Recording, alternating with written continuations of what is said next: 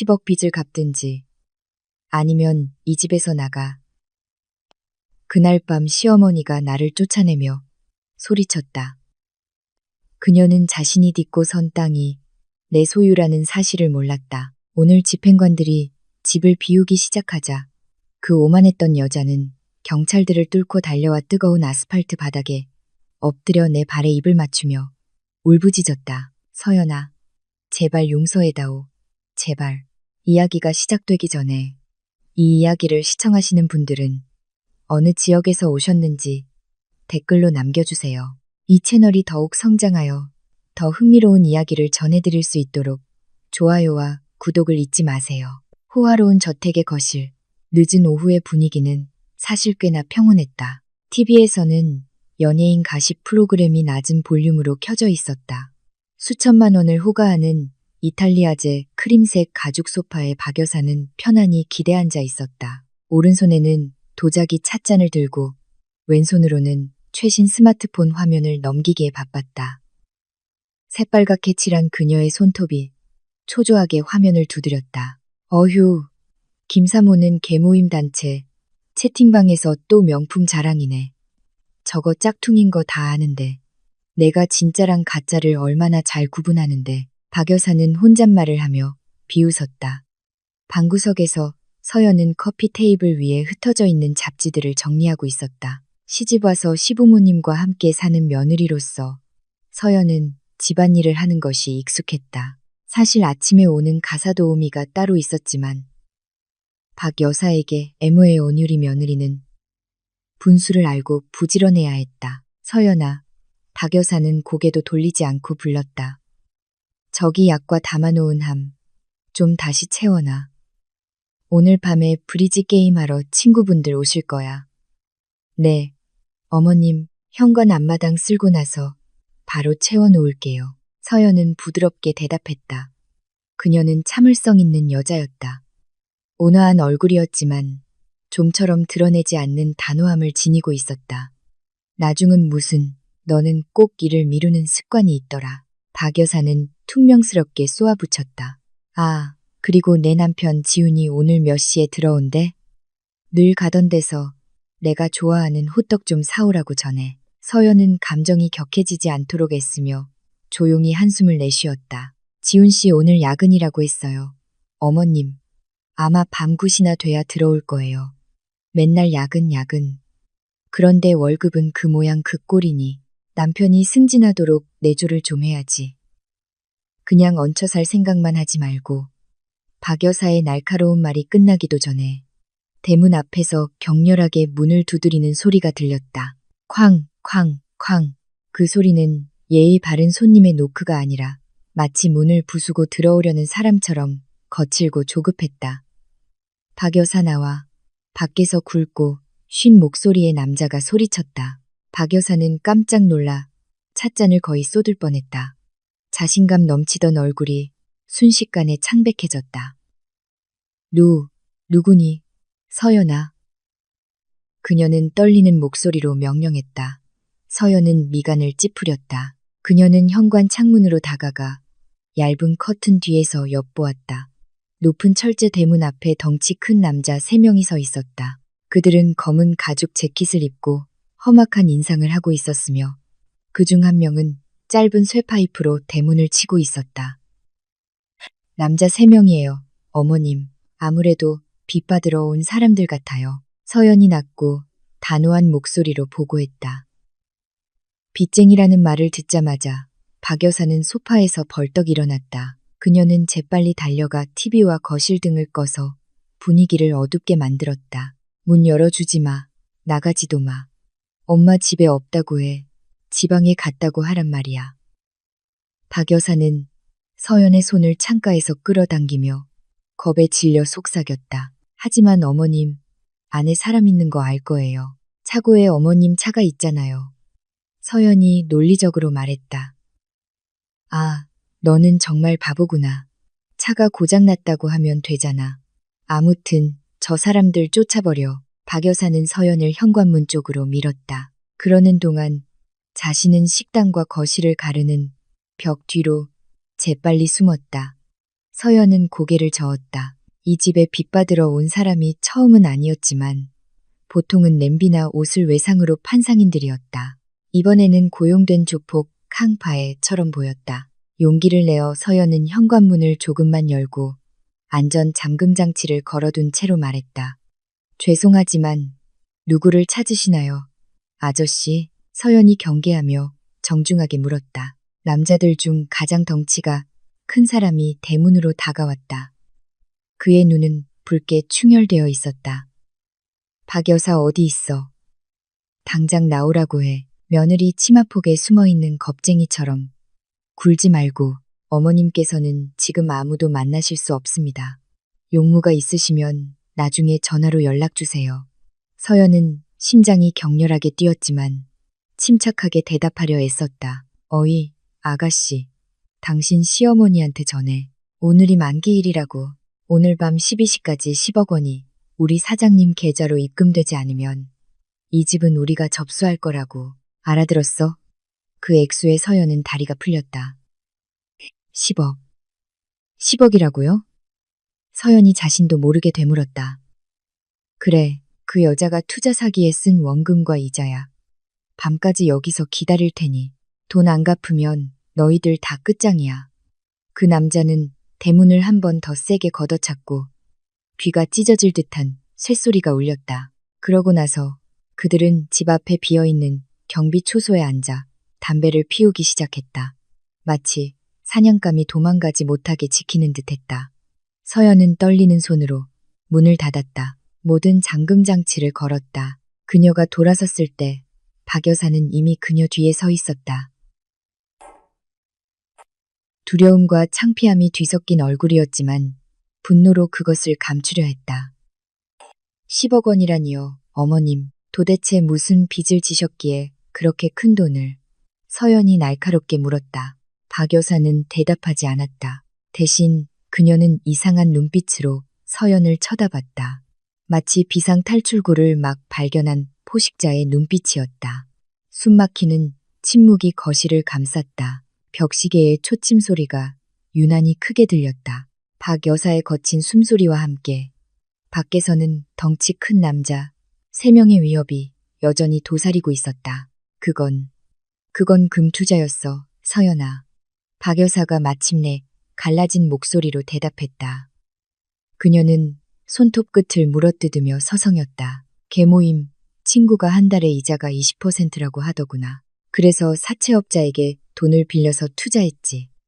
수익금이 나오면 바로 갚을 계획이었는데 그 사람이 돈을 가지고 도망가 버렸어. 서연은 갑자기 아파오는 관자놀이를 눌렀다. 또 투자 사기라니. 제가 몇 번이나 말씀드렸잖아요, 어머님. 큰 수익에 현혹되지 마시라고요. 이제 어떻게 하실 거예요? 저 사람들은 돈을 받기 전까지는 안 갈 거예요. 갑자기 박 여사가 서성이는 것을 멈췄다. 그녀는 서연을 뚫어지게 쳐다봤다. 짙은 립스틱을 바른 입술에 억지 미소가 떠오르기 시작했다. 그녀는 서연에게 다가가 며느리의 두 어깨를 부드럽게 잡았다. 서연과 지훈이 결혼한 3년 동안 거의 한 번도 하지 않았던 행동이었다. 서연아, 우리 예쁜 아가. 박 여사의 간살스러운 목소리에 서연은 소름이 돋았다. 너 오늘 아침에 은행 다녀왔지? 그렇지. 서연은 시어머니의 손을 뿌리치며 한 걸음 물러섰다. 네. 그런데 왜요, 어머님? 내가 다 알지. 어제 법무사 사무실에서 편지가 왔더구나. 두꺼운 갈색 봉투. 그거 내 아버지 유산 상속받은 거 맞지? 그동안 동결되어 있던 예금이잖아. 박 여사의 눈이 탐욕으로 빛났다. 지훈이가 그러는데 내 아버지가 시골에서 땅 부자였다며. 분명 액수가 클 거야. 그렇지. 수십억은 되겠지. 서연은 침묵했다. 그녀는 아버지가 남기신 예금을 막 찾은 참이었다. 박 여사의 터무니없는 상상처럼 수십억은 아니었지만 꽤 큰 금액이었다. 그 돈은 돌아가신 아버지가 서연에게 잠시 중단되었던 가족의 부동산 사업을 다시 일으킬 자본금으로 남기신 유산이었다. 또한 서연에게 혹시라도 안 좋은 일이 생길 경우를 대비한 비상금이기도 했다. 현명했던 그녀의 아버지는 마치 딸의 운명을 예견한 것 같았다. 그건 아버지가 남기신 유산이에요, 어머님. 서연이 단호하게 대답했다. 그래, 바로 그거야. 박 여사가 소리쳤다. 마치 문제가 다 해결된 듯 얼굴이 환해졌다. 이렇게 하자. 서연아, 네가 일단 저 깡패들한테 비시벅만 갚아줘. 나중에 내가 돈 생기면 꼭 갚을게. 우린 가족이잖아. 설마 네가 시어머니가 망신당하고 깡패들한테 끌려가거나 심지어 맞아 죽는 걸 보고만 있겠어? 서연은 믿을 수 없다는 듯 시어머니를 쳐다봤다. 어떻게 저렇게 쉽게 말할 수 있을까?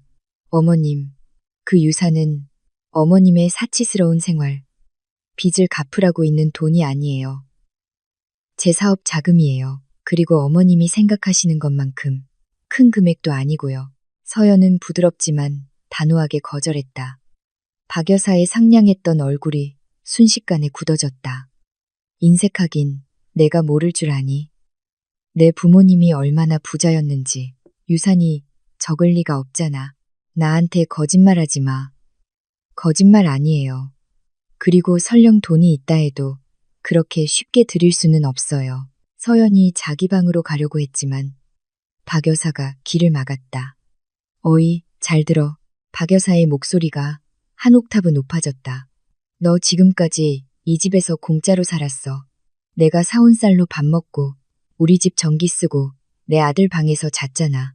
이제 내가 도움이 필요한데 넌 모른 척 하겠다고? 내 머리는 장식으로 달고 다니니? 공짜라고? 서연은 씁쓸한 웃음을 터뜨렸다.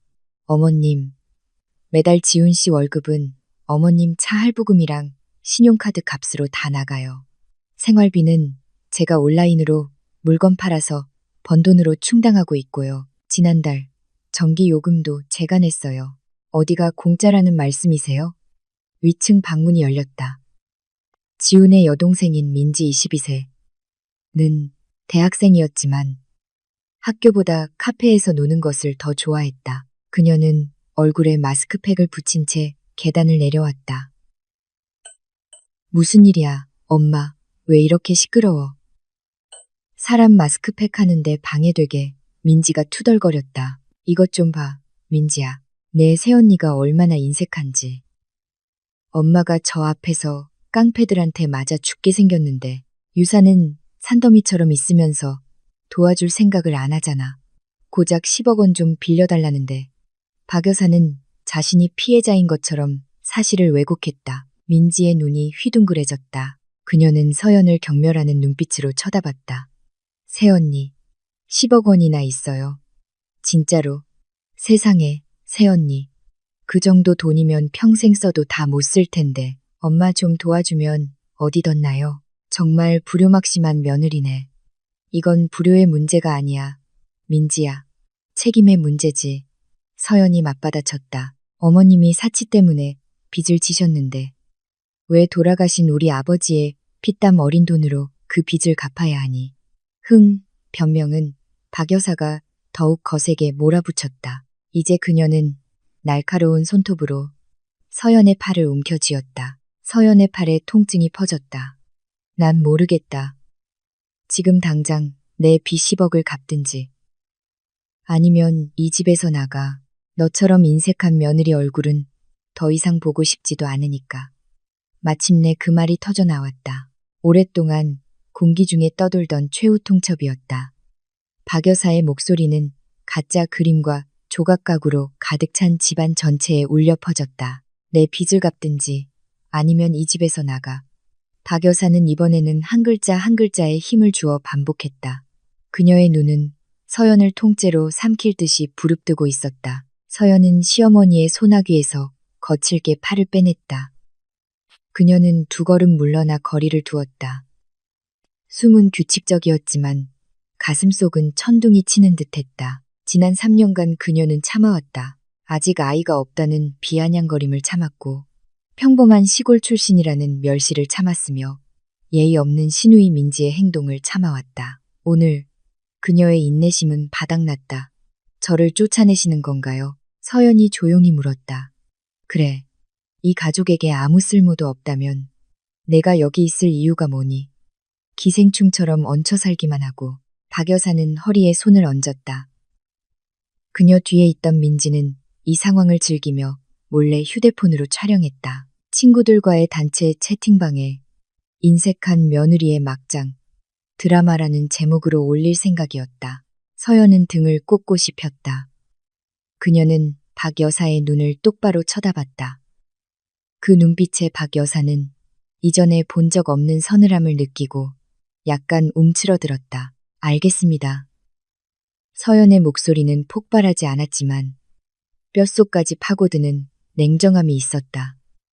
하지만 이것만은 아세요. 어머님, 저는 어머님의 잘못에 단 한 푼도 내지 않을 거예요. 제 아버지의 돈은 어머님의 사치와 탐욕으로 생긴 빚을 메우기에는 너무나 신성하니까요.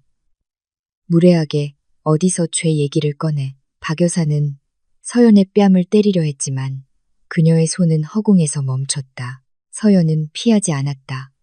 그녀는 박 여사가 주저하다가 스스로 손을 내릴 때까지 날카롭게 쳐다보기만 했다. 그리고 기생충 말인데요. 서연이 이 호화로운 거실을 둘러보며 말을 이었다. 제가 기생충이라고 확신하세요? 작년에 지훈 씨가 어떻게 승진했는지 아세요? 제가 매일 밤 보고서 작성을 도와줬어요. 지난달에 어머님이 장티푸스로 입원했을 때 민지는 발리에서 신나게 놀고 있었죠. 그때 누가 어머님을 간호했는지 아세요? 바로 저예요. 그건 아내로서, 며느리로서 당연한 의무잖아. 민지가 자기 이름이 거론되자 발끈하며 말했다. 새언니, 생색내지 마세요. 의무는 쌍방향이야, 민지야. 노예 제도가 아니고. 서연이 침착하게 받아쳤다. 그러고 나서 다시 박 여사를 쳐다봤다. 빚을 갚든지 아니면 나가라고 하셨죠? 제 대답은 싫어요입니다. 차라리 제가 나가겠어요. 제 아버지의 피땀 어린 돈이 저를 한 번도 존중하지 않은 사람 손에 들어가는 것보다는요. 싫다고. 박 여사는 마치 그 말이 자기 인생 최대의 모욕인 것처럼 비명을 질렀다. 네가 감히 나한테 싫다고 말해? 좋아, 잘 됐네. 지금 당장 나가. 내 아들이 사준 물건은 하나도 가져가지 마. 걱정 마세요, 어머님. 제가 직접 산 물건과 제 유산만 가져갈 거예요. 나머지는 다 가지세요. 이 지옥 같은 집에 있는 물건들 하나도 필요 없으니까요. 라고 서연이 말했다. 분위기가 끓어오를 대로 끓어오른 바로 그 순간 차고로 들어오는 자동차 소리가 들렸다. 자동차 전조등 불빛이 현관 창문을 뚫고 들어왔다. 지훈이 돌아온 것이다. 현관문이 거칠게 열렸다. 지훈이 헝클어진 모습으로 들어왔다. 넥타이는 느슨해져 있었고 셔츠는 구겨져 있었다. 그는 방금 대문 앞에서 그를 위협하던 빚쟁이들을 지나쳐 온 참이었다. 그의 얼굴은 창백했고 식은땀이 흘렀다. 이게 다 무슨 일이에요? 문 앞에 깡패들이 잔뜩 있어요. 엄마가 10억 빚을 졌다고 하던데 이게 다 무슨 일이냐고요, 엄마. 지훈이 공황 상태에 빠져 소리쳤다. 아들이 돌아온 것을 본 박 여사는 즉시 전략을 바꿨다. 그녀는 소파에 몸을 던지며 매우 극적으로 울부짖기 시작했다. 지훈아, 내 아들, 엄마 좀 살려줘. 내 아내가 엄마를 깡패들한테 맞아 죽게 내버려 두려고 해. 박 여사는 떨리는 손가락으로 서연을 가리키며 통곡했다. 서연은 그저 남편을 바라보며 조용히 서 있었다. 그가 이번에는 이성적으로 판단할지 기다리면서 지훈은 혼란스러웠다. 한쪽에서는 어머니가 소파에서 히스테릭하게 울고 있고 그 옆에서는 민지가 가짜 슬픈 표정을 지으며 어머니를 위로하고 있었다. 다른 한쪽에서는 그의 아내 서연이 차가운 얼굴로 방 한가운데에 꼿꼿이 서 있었다. 엄마, 그게 무슨 말이에요? 지훈이 물었다. 그의 숨이 가빠졌다. 서연이가 엄마를 맞아 죽게 내버려 둔다니. 엄마가 그냥 좀 도와달라고 했어. 지훈아. 박 여사가 악어의 눈물을 흘리며 흐느꼈다. 내가 실수를 했어.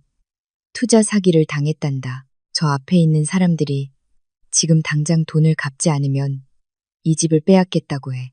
그래서 서연이한테 갓 찾은 유산으로 일단 좀 막아달라고 부탁했는데 걔가 오히려 나한테 막말을 하는 거야. 미친 시어머니 빚 갚기는 싫다고 했어. 나더러 죽으라고 저주까지 퍼부었다고. 지훈아. 민지가 불에 기름을 부었다. 맞아, 오빠. 서연 언니 정말 너무해. 돈은 수십억이나 있으면서 엄마 목숨보다 자기 돈을 더 소중하게 생각하잖아. 지훈이 서연을 향해 고개를 돌렸다. 피곤해 지친 그의 눈은 이제 분노로 가득 찼다. 어렸을 때 아버지를 여의고 어머니 손에 홀로 자란 지훈은 항상 어머니를 최우선으로 생각하도록 교육받았다. 효도는 모든 것의 근본이라는 가르침은 박 여사에 의해 교묘하게 왜곡되어 지훈은 더 이상 무엇이 진정한 효도이고 무엇이 착취인지 구분할 수 없게 되었다. 서연, 당신 정말 그 돈 가지고 있어? 지훈이 무거운 목소리로 물었다. 네, 오빠. 아버지 유산이에요. 서연이 솔직하게 대답했다.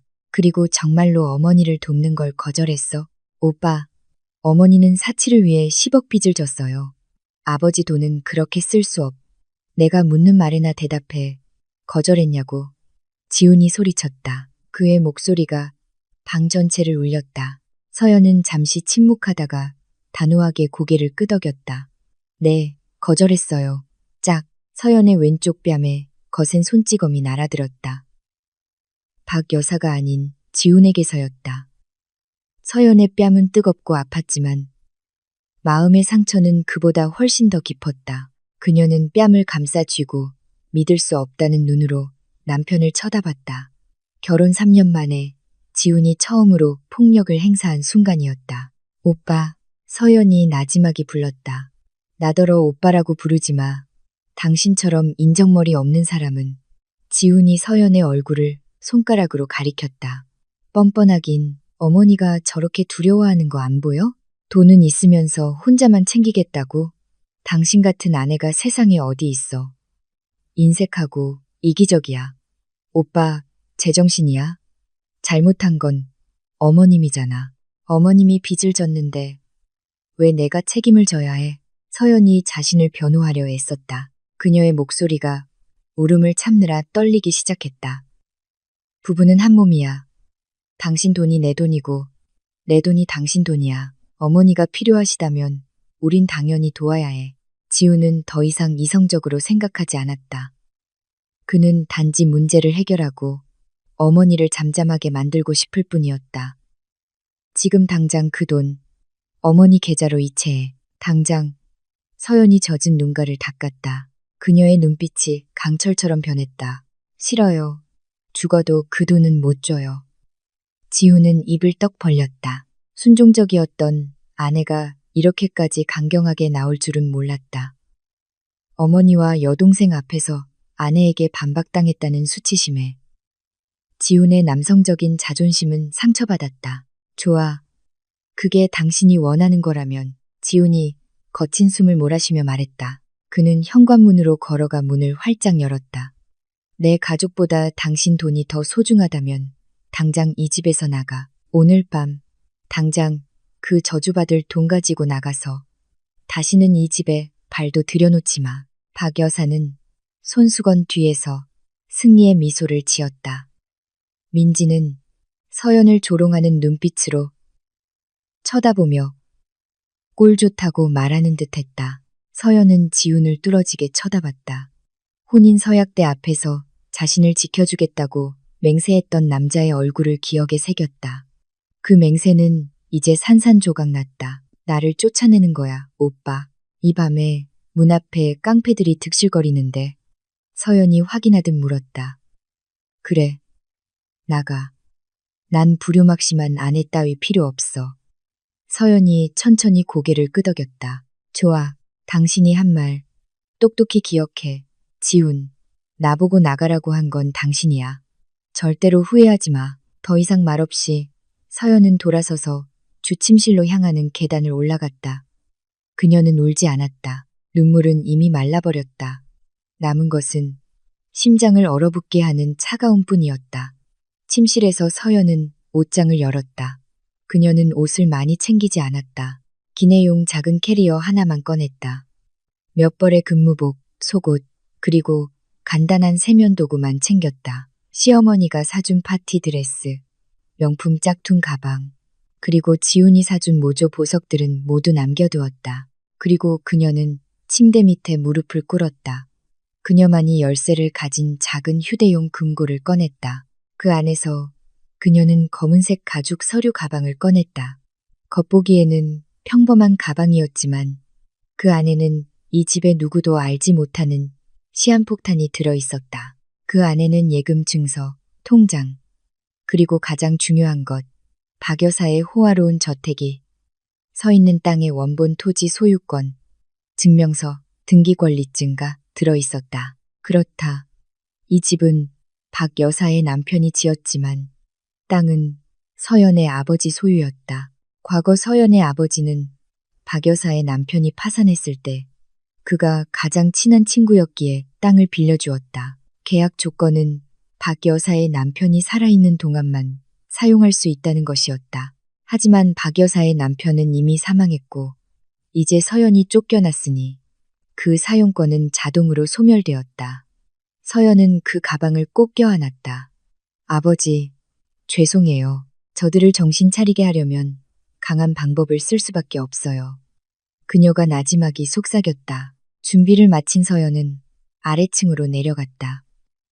오른손에는 캐리어를, 왼손에는 서류 가방을 들고 거실에는 박 여사, 지훈, 그리고 민지가 여전히 앉아 있었다. 박 여사는 울음을 그치고 서연이 단지 겁을 주는 것이라고 확신하며 태연하게 약과를 먹고 있었다. 어머, 진짜로 나가시게요? 민지가 비꼬았다. 그냥 쉬하는 줄 알았는데 서연은 무시했다. 그녀는 그들을 지나쳐 문으로 걸어갔다. 지훈을 지나칠 때 그녀의 발걸음이 잠시 멈췄다. 지훈 씨. 서연이 불렀다. 그녀는 더 이상 오빠라는 호칭을 쓰지 않았다. 지훈이 고개를 돌렸다. 그의 얼굴은 여전히 분노로 붉었다. 뭐, 미안하다고 사과라도 하려고. 늦었어. 돈부터 이체해야 용서해주지. 서연이 희미하게 미소 지었다. 아주 희미하게.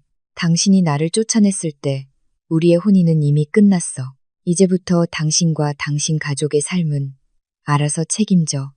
아, 그리고 저 앞에 있는 깡패들한테 전해. 경찰서에 가기 싫으면 내 길을 막지 말라고. 서연은 문 밖으로 나섰다. 그날 밤에 극적인 분위기를 더하듯 비가 부슬부슬 내리기 시작했다. 경비 초소에 앉아있던 빚쟁이들이 서연이 캐리어를 끌고 나오는 것을 보고 일어섰다. 어이, 어디가? 돈 가지고 튀려는 거 아니야? 깡패 중 한 명이 소리쳤다. 서연은 멈춰섰다.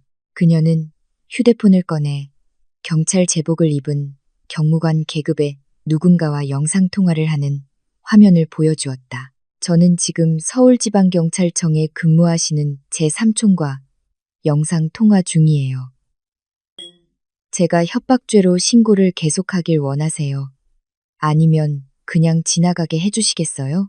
서연이 침착하게 으름장을 놓았다. 사실 그것은 오래된 영상 녹화 파일이었지만 어둡고 비 오는 밤에는 깡패들이 구분할 수 없었다. 깡패들은 서로를 쳐다봤다. 그러더니 그중 한 명이 땅에 침을 뱉었다. 지나가. 우리 볼 일은 집주인이랑 있는 거지. 너랑은 상관없어. 서연은 이슬비를 뚫고 캐리어를 끌었다. 단지 끝자락에 택시가 아닌 고급 검은색 세단이 이미 기다리고 있었다.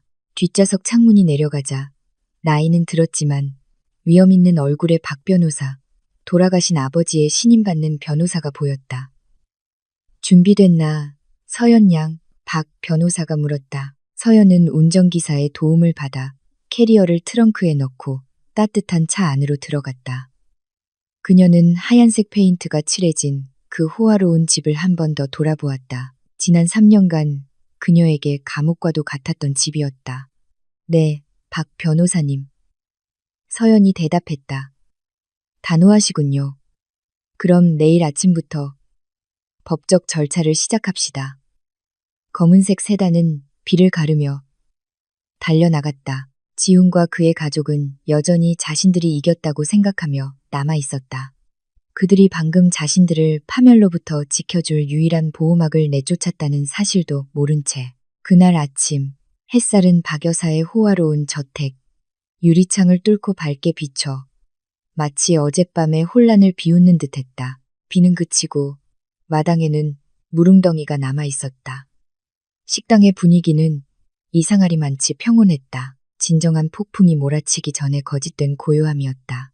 박 여사는 식탁 의자에 앉아 민지가 지나가는 상인에게서 사온 닭죽을 먹고 있었다. 어젯밤 물어서 얼굴은 부었지만 그녀의 눈에는 기묘한 만족감이 서려 있었다. 지우는 맞은편에 앉아 멍한 표정으로 블랙커피를 적고 있었다. 민지는 긍정적인 아침 분위기라는 캡션과 함께 인스타그램 스토리에 올릴 아침 식사 사진을 찍느라 바빴다. 드디어 그 돌부처 같은 애가 없으니 이 집 공기가 다 상쾌하네. 박 여사가 입에 과자를 넣으며 말했다. 너도 그렇게 느끼지 않니? 지훈아. 집이 환해진 것 같아. 지훈이 고개를 들었다. 잠을 설쳐 눈이 충혈되어 있었다. 엄마, 어젯밤 그 깡패들은 비가 너무 많이 오고 경찰이 무서워서 그냥 간 거예요. 오늘 오후에 분명히 다시 올 거예요. 마감 시간은 오늘 밤까지밖에 안 남았다고요. 우리 뭘로 갚을 건데요? 서연이는 돈 가지고 가버렸잖아요. 어휴, 넌 남자가 왜 그렇게 겁이 많니? 박 여사가 쏘아붙였다. 그녀는 숟가락을 거칠게 내려놓았다. 서연이는 그냥 겁주는 거야. 이따 오후쯤 되면 울면서 잘못했다고 빌러 다시 올걸. 걔는 서울에서 우리 말고는 아무도 없어. 어디 가서 살겠어. 다리 밑에서.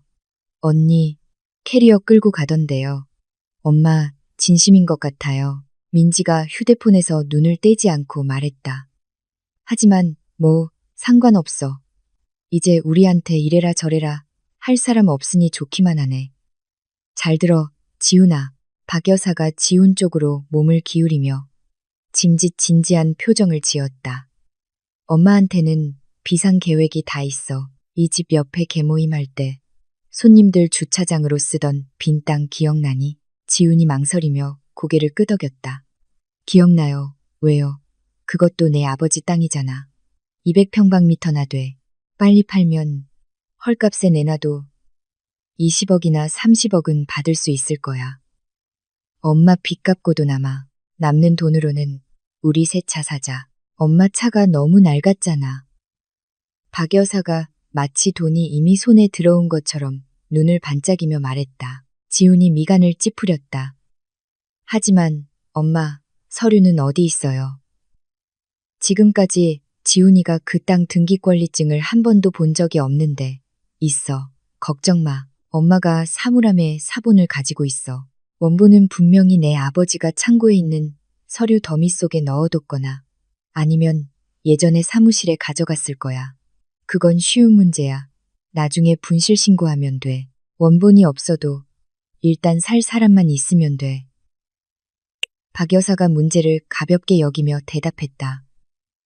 그녀의 고질적인 문제였다. 마침 민지가 갑자기 소리쳤다. 엄마 계모임 친구인 최 이모님 남편분이 상가 건물이 많잖아요. 예전에 그 옆 땅을 탐내셨던 적이 있어요. 지금 엄마가 전화해보세요. 박 여사는 지체 없이 휴대폰을 집어들었다. 그녀는 어젯밤 공포에 질려 울부짖던 모습과는 전혀 다른 한껏 상냥해진 목소리로 전화를 걸었다. 여보세요, 최 사모님, 잘 지내시죠? 네, 다름이 아니고요. 제가 집 옆에 있는 땅을 좀 내놓으려고요. 네, 아들 사업 확장 때문에 급전이 좀 필요해서요. 하하, 네. 그렇죠, 큰 프로젝트라서요. 친구분이니까 싸게 드릴게요. 15억 원에 오늘 현금으로 주시면 돼요. 어머, 사신다고요? 진짜요? 알겠습니다. 11시에 법무사 사무실에서 뵙죠. 네. 최 사모님 남편분께서 계약금 좀 가져오시고요. 박 여사는 귀에 걸릴 듯한 환한 미소로 전화를 끊었다. 그녀는 지훈의 손을 툭 쳤다. 됐어. 문제 해결. 서연이 따위 누가 필요하대. 우린 여전히 부자야, 아들. 지훈은 약간 안도하며 긴 한숨을 내쉬었다. 마음 한구석이 여전히 찜찜했지만 너무 쉽게 풀리는 것 같았다. 알겠습니다. 그럼 지훈이가 반찬해고 엄마 법무사 사무실까지 모셔다 드릴게요. 그들은 가장 좋은 옷으로 갈아입고 비싼 향수를 뿌렸다. 그리고 가장 중요한 사실 하나를 잊었다. 그들은 자신들의 소유가 아닌 땅 위에서 불장난을 하고 있다는 것을. 박 변호사 사무실은 대로변에 있는 3층짜리 상가 건물에 있었다. 대기실은 시원한 에어컨과 마음을 안정시키는 라벤더 향으로 가득했다. 하지만 지훈에게 그 공간은 숨 막히게 느껴졌다. 박 여사는 오만한 자세로 앉아 있었다. 그녀의 명품 가방은 무릎 위에 놓여 있었다. 그녀 옆에는 최 이모의 남편인 부동산 사업가 박 사장이 초조한 기색으로 앉아 있었고, 최 이모는 박 여사의 가짜 다이아몬드 반지를 칭찬하느라 바빴다. 박 여사님, 15억 원입니다. 세금은 박 여사님이 부담하셔야 하고요. 박 사장이 단호하게 말했다. 제가 계약금으로 2억 원짜리 수표를 가져왔습니다. 나머지는 내일 매매계약서에 서명한 후에 드리겠습니다. 물론이죠, 박 사장님. 걱정 마세요. 좋은 땅이에요. 박 여사가 자신있게 대답했다. 변호사 사무실 문이 열렸다. 직원 한 명이 그들을 안으로 안내했다. 서류 더미로 가득 찬 큰 책상 뒤에는 지훈의 돌아가신 아버지 시절부터 박 씨 가족을 알고 지낸 베테랑 박 변호사가 앉아 있었다. 안녕하십니까, 박 여사님. 지훈 군. 박 변호사가 정중하게 인사했다. 무엇을 도와드릴까요? 안녕하세요, 박 변호사님. 제가 집 옆에 있는 빈 땅을 박 사장님께 팔려고요. 지금 바로 매매계약서를 작성해 주세요. 여기 등기권리증 사본이랑 재산세 납부 증명서예요. 박 여사가 극적인 몸짓으로 서류철을 책상 위에 올려놓으며 말했다. 박 변호사는 서류철을 들고 돋보기를 쓴 후 약간 흐릿한 등기권리증 사본을 꼼꼼히 살피기 시작했다. 그는 손가락으로 책상을 두드리다가 컴퓨터 화면으로 시선을 옮겼다. 그는 등기권리증 번호를 입력하여 등기소의 온라인 데이터를 확인했다. 잠시 동안 키보드 소리만 들렸다. 박 변호사의 이마에 주름이 잡혔다. 그는 화면을 보고 다시 사본을 쳐다봤다. 그는 천천히 고개를 저었다. 죄송합니다, 박 여사님. 박 변호사의 목소리가 무겁게 들렸다. 이 거래는 할 수 없습니다. 박 여사의 얼굴에서 미소가 사라졌다. 그게 무슨 말씀이세요? 왜 안 된다는 거죠? 세금을 아직 안 내서 그런가요? 나중에 박 사장님 돈에서 제하고 내면 되잖아요. 세금 문제가 아닙니다, 여사님. 박 변호사가 안경을 벗고 안타까움과 혼란이 섞인 눈빛으로 박 여사를 쳐다봤다. 여사님께서는 이 땅을 팔 수 없습니다. 왜냐하면 이 땅은 여사님 소유도 돌아가신 남편분 소유도 아니기 때문입니다. 네, 변호사님. 무슨 말도 안 되는 소리를 하세요. 박 여사가 벌떡 일어섰다. 얼굴이 붉어졌다. 제 남편이 그 땅에 담장을 쌓았어요. 그건 제 남편 유산이라고요. 박 사장이 의자에서 불안하게 몸을 움직였다. 이게 어떻게 된 겁니까, 여사님? 깨끗한 땅이라고 하셨잖아요. 잠깐만요. 박 변호사가 진정시키려는 듯 손을 들었다. 그는 모든 사람이 볼 수 있도록 모니터 화면을 돌렸다. 등기소의 최신 데이터와 10년 전 이 사무실에서 처리했던 기록에 따르면 집 옆 200평방미터의 땅과 여사님 집 건물이 서 있는 500평방미터의 땅 모두 김 회장님 명의로 등록되어 있습니다. 지훈의 심장이 대는 것 같았다. 김 회장님이라니. 그건 서연의 아버지 이름이었다. 김 회장님이요. 지훈이 나지막이 중얼거렸다. 맞습니다. 돌아가신 김 회장님이요. 박 변호사가 말을 이었다.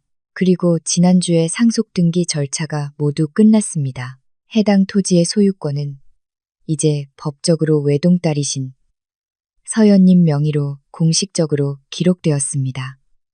사무실 안의 침묵은 바늘 떨어지는 소리도 들릴 만큼 무거웠다. 박 여사의 얼굴은 붉은색에서 시체처럼 하얗게 질렸다. 말도 안 돼. 박 여사가 속삭였다. 내 남편은 자기 땅이라고 했어. 김 회장님은 그냥 사업 파트너일 뿐이라고. 박 여사님. 박 변호사의 목소리가 날카로워졌다. 과거에 남편분께서는 김 회장님과 절친한 사이셨습니다. 김 회장님께서 그 땅을 사시고 남편분께서 그 위에 집을 짓도록 허락하신 겁니다. 소유권이 아닌 사용권으로요. 계약서는 제 서류 보관함에 있습니다. 그러니 법적으로 여사님께서는 건물만 소유하고 계신 것이고 땅은 서연님 소유입니다. 여사님께서는 남의 땅을 팔 권리가 없습니다. 그것은 사기죄에 해당합니다. 박 사장이 벌떡 일어섰다. 그의 얼굴은 분노로 붉어졌다. 그는 책상 위에 있던 수표를 낚아챘다. 미쳤군. 나를 속이려고 했어? 남의 땅을 팔다니. 내가 바로 송금하지 않은 게 다행이군. 가자. 여보. 시간만 낭비했네. 잠깐만요. 박 사장님. 이건 오해예요. 저는 몰랐어요. 박 여사가 당황하여 박 사장의 팔을 잡으려 했지만 거칠게 뿌리쳐졌다. 모르긴 뭘 몰라. 사기꾼 같으니. 박 사장이 문을 쾅 닫고 나가기 전에 소리쳤다. 변호사 사무실에는 박 여사와 지훈만 덩그러니 남았다. 지훈은 다리에 힘이 풀리는 것을 느꼈다. 마치 뼈가 강제로 뽑혀나간 것 같았다. 어젯밤 그가 쫓아낸 아내, 그가 뺨을 때린 아내 서연이, 그가 매일 밤 잠드는 땅의 주인이었다니. 그럼 원본 등기 권리증은? 지훈의 목소리가 떨렸다. 어제 서연님의 변호사가 와서 가져갔습니다. 박 변호사가 대화를 마무리하며 말했다. 제 조언은 지훈군, 즉시 아내에게 연락하라는 겁니다. 그녀가 마음만 먹으면 언제든지 그 땅을 비우게 할 수 있으니까요. 지훈 가족에게 혼란이 닥치는 동안 서울의 중심부, 강남의 한 고급 오피스 빌딩에서는 전혀 다른 분위기가 펼쳐지고 있었다. 25층, 서울의 번잡한 풍경이 한눈에 내려다 보이는 통유리 벽의 사무실에서 서연은 차분하게 앉아 있었다. 그녀는 더 이상 시어머니를 모실 때 입던 수수한 홈웨어나 평범한 옷차림이 아니었다. 서연은 단호한 라인의 아이보리색 블레이저를 입고 있었다. 긴 머리는 단정하게 올려 묶어 유능한 커리어 우먼의 아우라를 풍겼다. 그녀 앞에는 어젯밤 그녀를 데리러 온 은발의 베테랑 박 변호사가 앉아 있었다. 모든 자산은 안전하게 확보했습니다.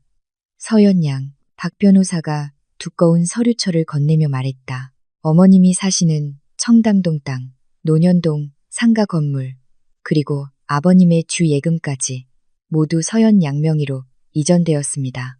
또한 박 여사 측에서 해당 자산을 담보로 잡거나 매각하려는 시도를 막기 위해 외부인의 접근을 차단했으며 혹시 모를 거래 시도도 무효화 조치했습니다. 서연은 서류철을 받아 그 표면을 부드럽게 쓰다듬었다.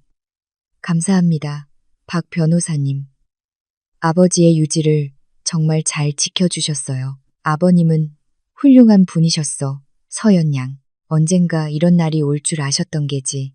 서연이가 인내를 먼저 배우게 놔두게. 그래야 누가 진심이고 누가 양의 탈을 쓴 늑대인지 알게 될 테니 라고 말씀하셨지. 그리고 아버님의 걱정이 현실이 되었군. 박 변호사가 커피를 마시며 말했다. 서연은 씁쓸하게 미소 지었다. 제가 어리석었죠. 변호사님. 3년이나 거기서 버텼으니까요. 어리석은 게 아니라 너무 착했던 거지. 그리고 헛되이 쓰인 선의는 무서운 힘으로 변하는 법이야. 박 변호사가 정정했다. 이제 다음 단계는 무엇인가? 그 사채업자들이 오늘 분명히 그 집을 다시 찾아갈 텐데. 서연은 의자를 창가 쪽으로 돌려 마천루들을 바라봤다. 제가 이미 퀵서비스로 1차 내용 증명을 보냈어요. 사용 허가를 철회하니 7일 이내에 집을 비워달라는 내용이에요. 그게 표준 절차 맞죠? 맞네. 하지만 시어머니의 빚은 내가 갚지 않을 거예요. 서연의 목소리는 평탄했지만 날카로웠다. 그들이 자신들의 선택에 대한 결과를 느끼게 놔두세요. 지훈 씨는 제가 돈을 내지 않는다고 저를 쫓아냈잖아요. 그럼 제가 정말로 없으면 어떻게 되는지 보게 놔두세요. 하지만 그들의 목숨이 위험할 수도 있네.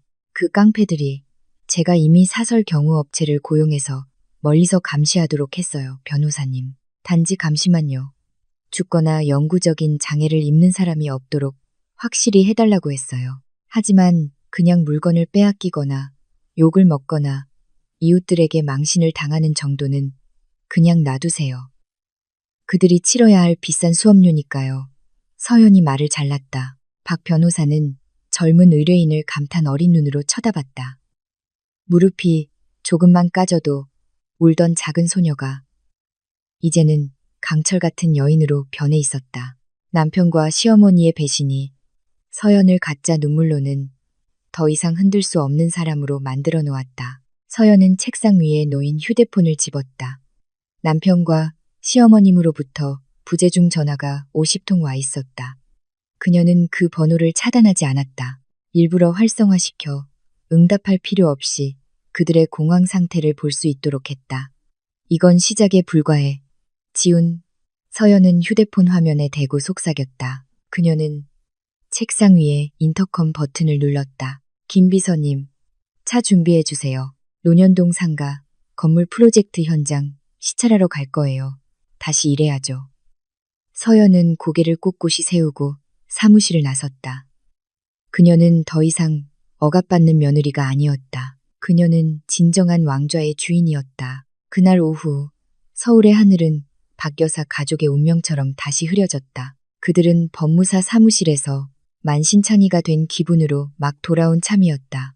돈도 희망도 그리고 최악의 경우 자존심도 남아있지 않았다. 집 대문 앞에 도착했을 때 그들의 악몽은 현실이 되었다. 대문 자물쇠는 부서져 있었고 현관문은 활짝 열려 있었다. 어젯밤에 왔던 덩치 큰 남자 3명이 이번에는 5명의 친구들과 함께 길을 막고 비스듬히 주차된 화물 트럭을 가지고 다시 돌아와 있었다. 드디어 돌아오셨네, 사모님. 사채업자들의 두목인 목에 용문신을 한 장 사장이라는 남자가 소리쳤다. 그는 박 여사의 집 현관에 편안히 앉아 담배를 피우고 있었다. 담뱃재는 서연이 매일 아침 닦던 대리석 바닥에 아무렇게나 떨어졌다. 박 여사는 숨막히는 비명을 지르며 마찬가지로 떨고 있는 지훈의 등 뒤에 숨었다. 저기요, 사장님. 시간을 조금만 더 주세요. 지훈이 거의 들리지 않는 목소리로 중얼거렸다. 장 사장이 일어서서 담배꽁초를 버리고 발로 밟았다. 시간은 끝났어. 이 사람아. 내가 사장님 계좌 확인했는데 텅 비었더군. 오늘 아침에 갚는다고 했잖아. 증거는 어디 있어? 그게 기술적인 문제가 좀 있었어요. 사장님. 등기 권리증이 아직 팔리지 않아서요. 지훈이 변명하려 애썼다. 상관없어. 변명 따위 듣고 싶지 않아. 어젯밤 약속대로 돈 안 갚으면 내 놈들 물건 빚만큼 압수한다. 장 사장이 손가락을 튕겼다. 얘들아, 시작해. 안 돼. 박 여사는 2명의 깡패가 거실로 들어가 그녀가 아끼는 60인치 LED TV를 들어 올리는 것을 보고 히스테릭하게 소리쳤다. 그거 비싼 TV야. 가져가지 마. 닥쳐, 이 마귀알머마. 깡패 중 한 명이 소리쳤다. 혼란이 벌어졌다. 마치 시체를 파먹는 개미떼처럼. 사채업자들은 집안의 물건들을 싹쓸이했다. 주방에 있던 양문형 냉장고가 밖으로 옮겨졌다. 내용물이 바닥에 쏟아졌다. 박 여사가 여왕처럼 앉아있던 이탈리아제 가죽 소파가 강제로 들어 올려졌다. 벽에 걸린 그림들이 거칠게 내려졌다. 민지는 한 깡패가 그녀의 손에서 아이폰 15 프로 맥스를 빼앗자 구석에서 울부짖었다. 그거 내 핸드폰이야. 돌려줘. 지훈 오빠 도와줘. 지훈이 앞으로 나서려 했다. 사장님, 제발 동생 핸드폰은 거기에 학교 과제 자료가. 퍽, 강력한 주먹이 지훈의 명치를 때렸다. 그는 비틀거리며 뒤로 물러나 주저앉았다. 숨이 막혔다. 그는 평생 싸워본 적이 없었다. 육체적으로도 약했지만 정신적으로는 더욱 약했다. 그는 어머니의 사회적 지위의 상징이었던 집이 하나씩 해체되는 것을 흐릿한 시야로 지켜볼 수밖에 없었다. 이웃들이 대문 앞에 모여들기 시작했다. 그들은 속삭이고 사진을 찍고 그 사건을 녹화했다. 박 여사 가족의 수치는 이제 온 동네의 공짜 구경거리가 되었다. 아무도 도와주려 하지 않았다. 박 여사는 평소에 거만하고 이웃을 무시하는 것으로 유명했기 때문이다. 꼴 좋다. 잘난 척하더니 예전에 박 여사에게 오토바이가 낡았다고 무시당했던 한 이웃 아주머니가 속삭였다. 1시간의 고문 끝에 트럭은 가득 찼다. 집은 이제 텅 비었다.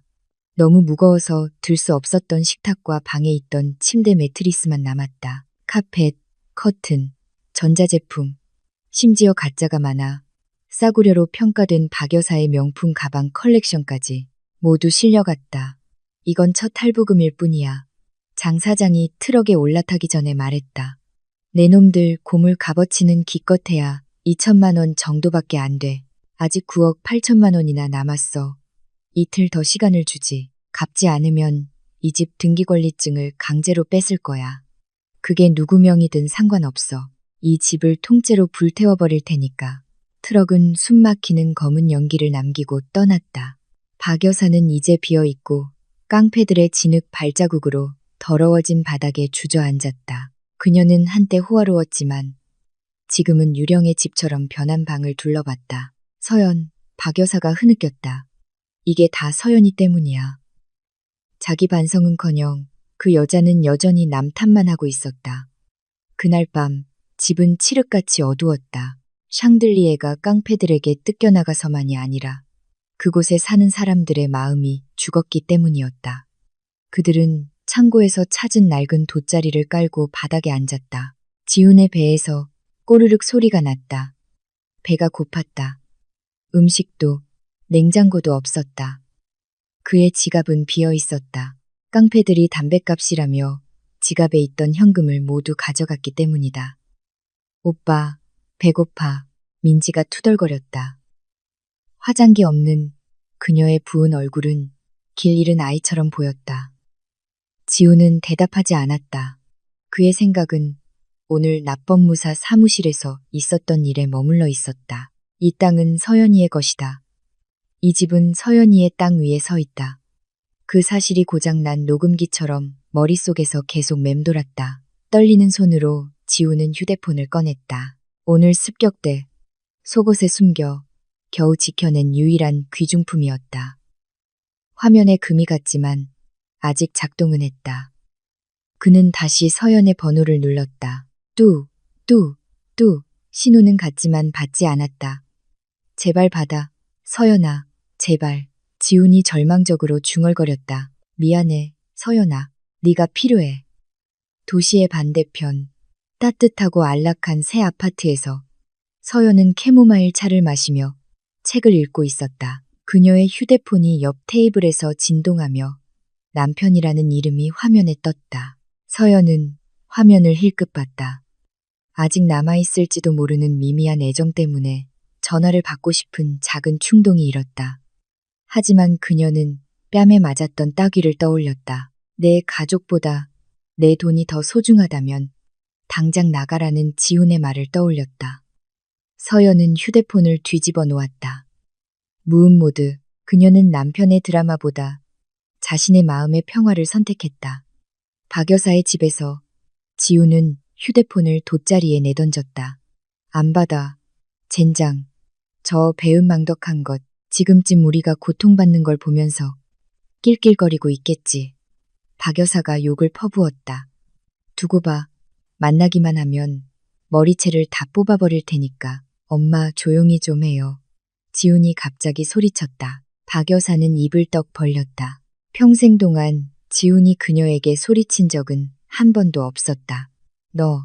네가 감히 엄마한테 소리를 질러? 엄마, 정신 좀 차려요. 우리 이제 거지예요. 서연이 땅에 얹혀 살고 있는 거라고요. 서연이가 마음만 먹으면 지금 당장이라도 우리 길거리로 쫓겨날 수 있어요. 지훈이 좌절감에 소리쳤다. 좌절의 눈물이 그의 뺨을 타고 흘렀다. 서연이 다 그만해요.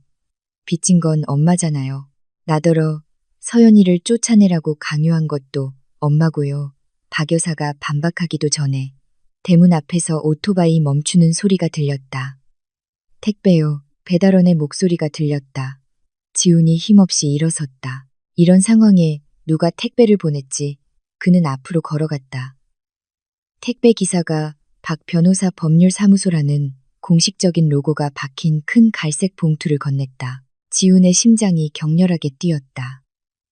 그는 떨리는 손으로 영수증에 서명하고 희미한 가로등 불빛 아래에서 봉투를 열었다. 안에는 크고 굵은 글씨로 1차 내용 증명 및 토지명도, 통지라고 적힌 한 장의 서류가 들어 있었다. 존경하는 서울특별시 강남구 청담동 5번지 무단 점유자 귀하. 지훈은 한 줄 한 줄 읽어내려가며 눈이 휘둥그레졌다. 저희 의뢰인 김서연님께서는 등기권리증 제1214호에 근거한 합법적인 토지 소유자로서 기존에 부여했던 사용 허가를 철회합니다. 본 통지서를 수령한 날로부터 7일 이내에 모든 건물과 토지를 비워주시기 바랍니다. 만약 이를 이행하지 않을 시 법적 조치를 통해 강제 집행을 실시할 것입니다.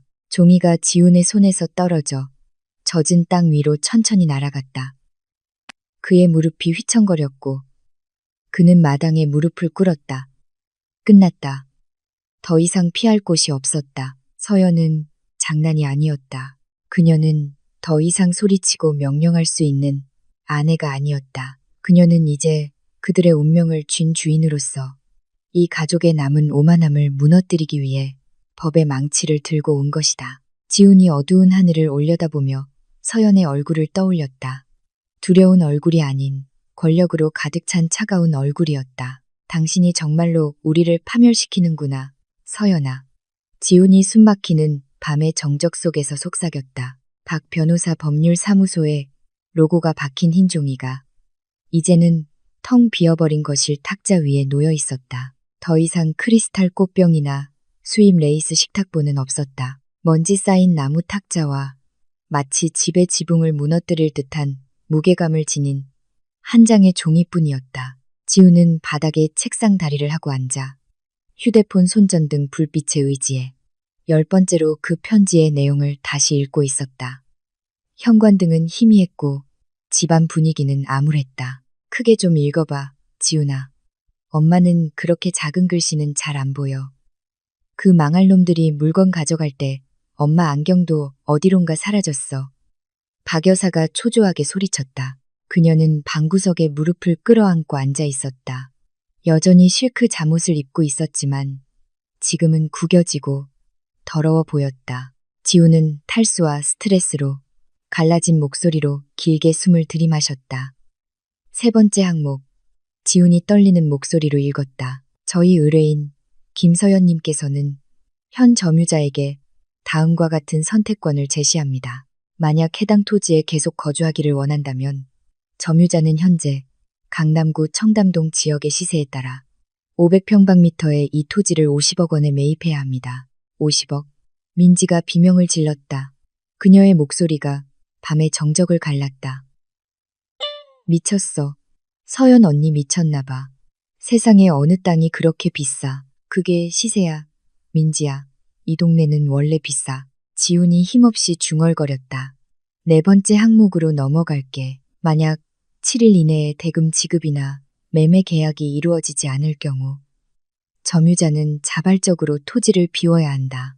그렇지 않으면 토지 무단, 점유 혐의로 형사소송 및 강제 퇴거 집행이 이루어질 것이다. 박 여사가 거칠게 코웃음을 쳤다. 그녀의 얼굴은 엉뚱한 분노로 붉어졌다. 뻔뻔한 것. 우리를 갈취하려는 거야. 50억이라니.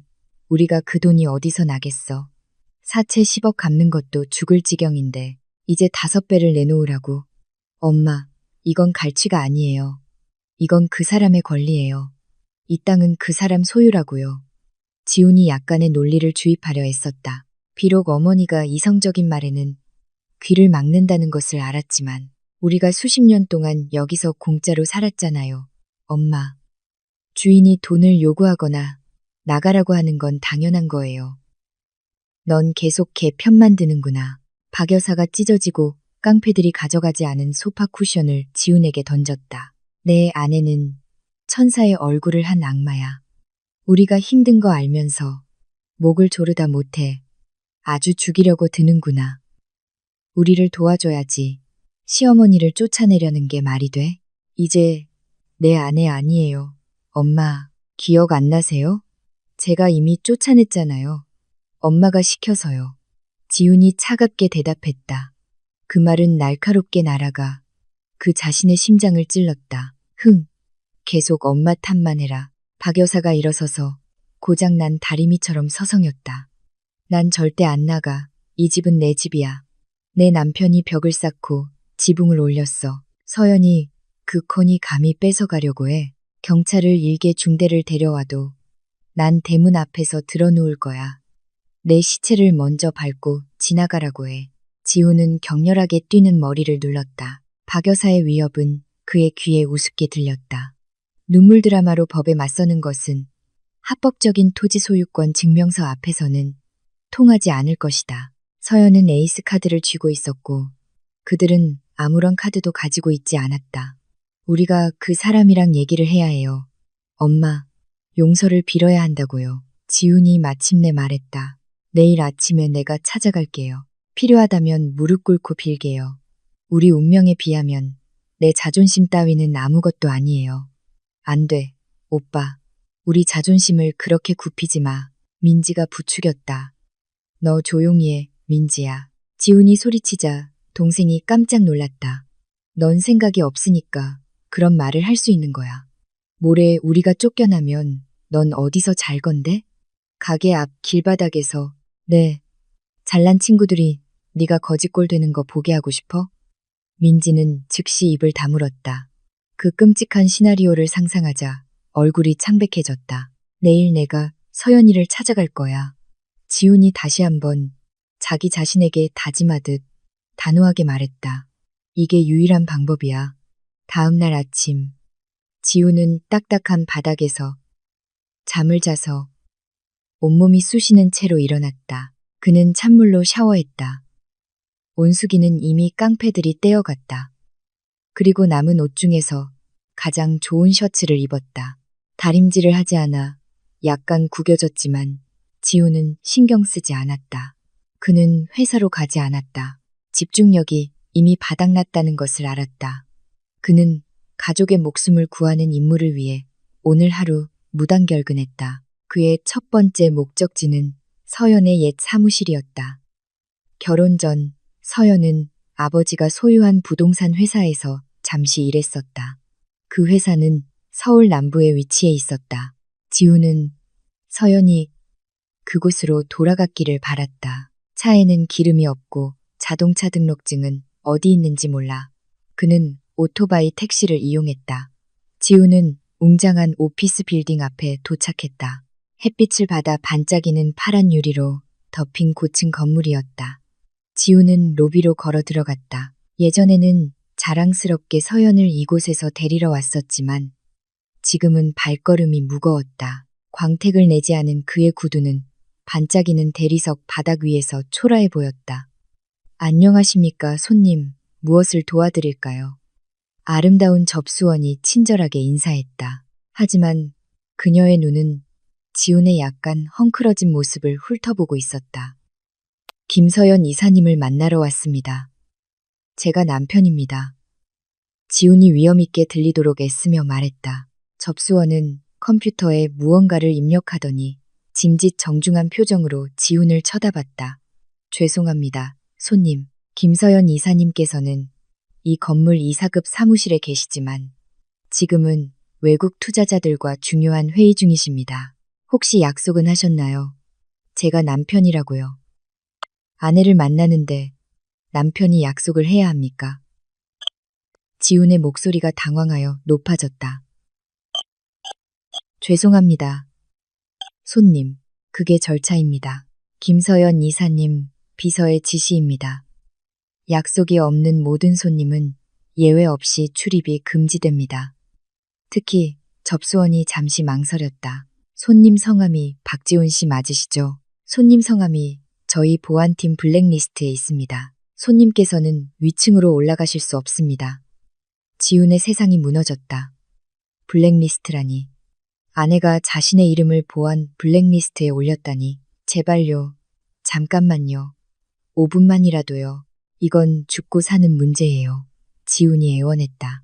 그의 자존심은 이미 쓰레기통에 버렸다. 나가주시겠어요? 아니면 경비를 부를까요? 접수원이 단호하게 대답했다. 지훈은 한 걸음 물러섰다. 그는 힘없이 로비를 걸어 나왔다. 그는 집에 가지 않았다. 그는 길 건너편 나무 아래 보도에서 기다렸다. 점심시간에 서연을 가로챌 수 있기를 바라면서 몇 시간 동안 그는 더위 속에서 서 있었다. 아침을 먹지 못해 배가 쓰라렸다. 땀이 등을 적셨다. 그는 사무복을 입은 거지처럼 비참해 보였다. 오후 12시 검은색 고급 알파드 차량이 건물 지하 주차장에서 나왔다. 뒷좌석 창문은 그다지 어둡지 않았다. 지훈은 차 안을 볼 수 있었다. 서연이 우아하게 앉아 있었다. 그녀는 정장을 입은 나이든 남자, 아마도 투자자와 웃으며 이야기하고 있었다. 서연의 얼굴은 빛나고 자신감 넘치고 놀라울 정도로 아름다웠다. 집에서 박 여사의 잔소리를 들으며 수수한 옷을 입고 있을 때보다 훨씬 더 아름다웠다. 그녀는 왕좌에 앉은 여왕처럼 보였다. 서연아, 지훈이 차를 쫓아뛰며 소리쳤다. 그는 절망적으로 손을 흔들었다. 서연아, 멈춰. 나야, 지훈이야. 하지만 차는 교통체증을 뚫고 빠르게 달려나갔다. 지훈은 배기가스에 기침하며 남겨졌다. 서연이 그를 보지 못했거나 아니면 보고도 모른 척했을 것이다. 지훈은 달리기를 멈췄다. 숨이 찼다. 그는 무릎을 잡고 모퉁이에서 사라지는 차를 멍하니 바라봤다. 그들 사이의 거리는 더 이상 물리적인 거리만이 아니었다. 그것은 운명을 가르는 깊은 구렁이었다. 서연은 이미 하늘 높이 날아올랐고 지훈은 자신이 만든 진흙탕 속에서 기어가고 있었다. 후회는 파도처럼 밀려오는 것이 아니라 가슴을 짓눌러 숨막히게 하는 쓰나미처럼 덮쳐왔다. 맙소사, 내가 무슨 짓을 한 거지? 지훈이 속삭였다. 서연의 뺨을 때리던 순간의 기억이 굶주림보다 더 잔인하게 그를 고문하며 머릿속에서 되풀이되었다. 지훈은 하늘이 어두워질 무렵 빈손으로 집에 돌아왔다. 문을 열자마자 부정적인 기운이 그를 덮쳤다. 어두운 거실에서는 전기는 아직 끊기지 않았지만 얼마 남지 않은 것을 아끼기 위해 불을 끄고 있었다. 박 여사와 민지는 격렬하게 싸우고 있었다. 다 엄마 때문이야. 지난달에 엄마가 그 가짜 에르메스 가방 사달라고 조르지만 않았어도 우리한테 아직 저축이 있었을 텐데. 민지가 소리쳤다. 나를 탓해. 너야말로 맨날 놀러 다닐 돈이나 달라고 조르는 주제에 대학교는 졸업도 못하고 등록금은 밀리기나 하고 지훈이 돈이나 축내는 게 내 일이잖아. 박 여사도 지지 않고 받아쳤다. 지훈이 문을 쾅 닫자 두 여자는 조용해졌다. 지훈은 안으로 들어와 서류 가방을 바닥에 던졌다. 두 사람 다 조용히 할 수 없어요. 나 피곤해요. 나 하루 종일 길가에서 미친 사람처럼 서연이 기다렸어요. 경비원한테 무시당하고 더위에 지치고 굶주리고 그런데 두 사람은 여기서 싸우기만 하고 있네요. 그래서 결과는 서연이는 어디 있어? 우리 빚 갚아준대. 박 여사가 아들의 고통은 아랑곳하지 않고 기대에 차서 물었다. 지훈이 공허한 웃음을 터뜨렸다. 끔찍한 웃음이었다. 결과는 빵점이에요, 엄마. 서연이는 나를 만나주지 않았어요. 내 이름은 블랙리스트에 올랐어요. 그 사람은 모든 문을 닫아버렸어요. 이제 우린 혼자예요. 박 여사는 입을 떡 벌렸다. 그녀의 마지막 희망이 사라졌다. 그럼 어떻게? 모레면 마감 시간인데. 네, 우리 떠날 준비해야죠. 지훈이 무미건조하게 대답했다. 어디로 가는데? 박 여사가 히스테릭하게 물었다. 서울에 친척도 없는데 시골의 할머니 집은 옛날에 민지 결혼 자금 때문에 팔았잖아. 그것도 파혼했는데 우리 어디서 자? 민지가 다시 울기 시작했다. 이번에는 더 크게. 나 거지 되기 싫어. 오빠 친구들이 나 비웃을 거야. 창피해. 창피하다고? 지훈이 혐오스러운 눈으로 동생을 쳐다봤다. 뭐가 창피한지 알아. 민지야? 우리가 빚내서 부자인 척 살았던 게 창피한 거야. 우리한테 진심이었던 사람을 짓밟았던 게 창피한 거라고. 네, 친구들한테 창피해? 그거 알아. 민지야. 지난달 내 등록금, 내 돈이 아니라 서연이 저축으로 낸 거야. 민지는 조용해졌다. 그녀의 눈이 놀라움에 휘둥그레졌다. 그래, 지훈이 모든 비밀을 폭로하며 말을 이었다. 그리고 엄마가 드시던 비싼 약, 콜라겐 보충제. 그거 다 서연이가 온라인으로 물건 팔아서 산 거야. 내 월급으로는 어림도 없었어, 엄마. 하지만 서연이는 한 번도 불평한 적 없어. 우리의 부족한 부분을 채워줬다고. 그런데 우리의 보답은 뭐였지? 개처럼 쫓아냈잖아. 지훈이 모든 울분을 쏟아냈다. 그는 어머니의 얼굴을 가리켰다. 이 모든 게 엄마 잘못이야. 엄마의 탐욕이 이 가족을 망쳤어. 그날 밤 나더러 서연이랑 이혼하라고 강요한 것도 엄마잖아. 이제 그 결과를 즐기시라고. 무례한 놈. 이 불효자식. 박 여사가 지훈을 때리려 했지만 굶주림에 힘이 없었다. 그녀는 오히려 주저앉아 자신의 운명을 한탄하며 울부짖었다. 하지만 여전히 자신의 잘못은 인정하려 하지 않았다. 그날 밤 그 가족은 산산조각났다. 굶주림이 그들의 배를 갉아먹었지만 서로에 대한 증오는 그들의 영혼을 더욱 심하게 갉아먹었다. 호화로운 저택은 차가운 지옥처럼 느껴졌다. 다음 날 집을 비워야 하는 마감 시한 이틀 전, 박 여사는 부은 눈으로 일어났지만 새로운 결심을 했다. 궁지에 몰린 베테랑 사기꾼의 결심이었다. 그녀는 이미 기가 꺾인 지훈에게 의지할 수 없었다. 스스로 움직여야 했다. 그녀는 한 가지를 떠올렸다. 다행히 깡패들이 낡고 볼품없어 가져가지 않은 화장대 서랍 속에 비밀 보석함이 아직 남아 있었다. 그 안에는 할머니에게 물려받은 다이아몬드 목걸이와 팔찌 세트가 들어 있었다. 적어도 그녀는 항상 사람들에게 그렇게 말해왔다. 이게 나의 구원자야. 박 여사는 붉은 벨벳 상자를 쥐고 중얼거렸다. 이걸 팔면 2억이나 3억은 받을 수 있을 거야. 좋은 집을 빌리고 1년은 살기에 충분한 돈이지. 지훈이나 민지에게 알리지 않고 박 여사는 몰래 집을 나섰다. 그녀는 시내버스를 탔다. 그녀에게는 엄청난 신분 하락이었다. 도심의 귀금속 상가로 향했다. 그녀는 고개를 빳빳이 들고 가장 큰 금은방으로 들어갔다. 이것 좀 팔려고요. 골동품이에요. 귀족 가문에서 대대로 내려온 유산이죠. 그녀가 가게 주인에게 거만하게 말했다. 두꺼운 안경을 쓴 노인인 가게 주인이 보석을 받았다. 그는 돋보기로 그것을 관찰하고 특수 장비로 테스트했다. 그는 이마를 찌푸리고 이상한 눈으로 박 여사를 쳐다봤다. 이거 얼마에 파실 건데요? 아주머니, 가게 주인이 물었다. 제가 좀 급해서요. 2억 5천만 원에 내놓을게요. 싸죠. 박 여사가 제안했다. 가게 주인이 크게 웃어 다른 손님들이 쳐다봤다. 아주머니, 농담도 잘하시네. 2억 5천만 원이라고요? 아주머니, 이건 장난감이에요. 이건 그냥 유리라고요. 다이아몬드가 아니라. 금도 그냥 도금이에요.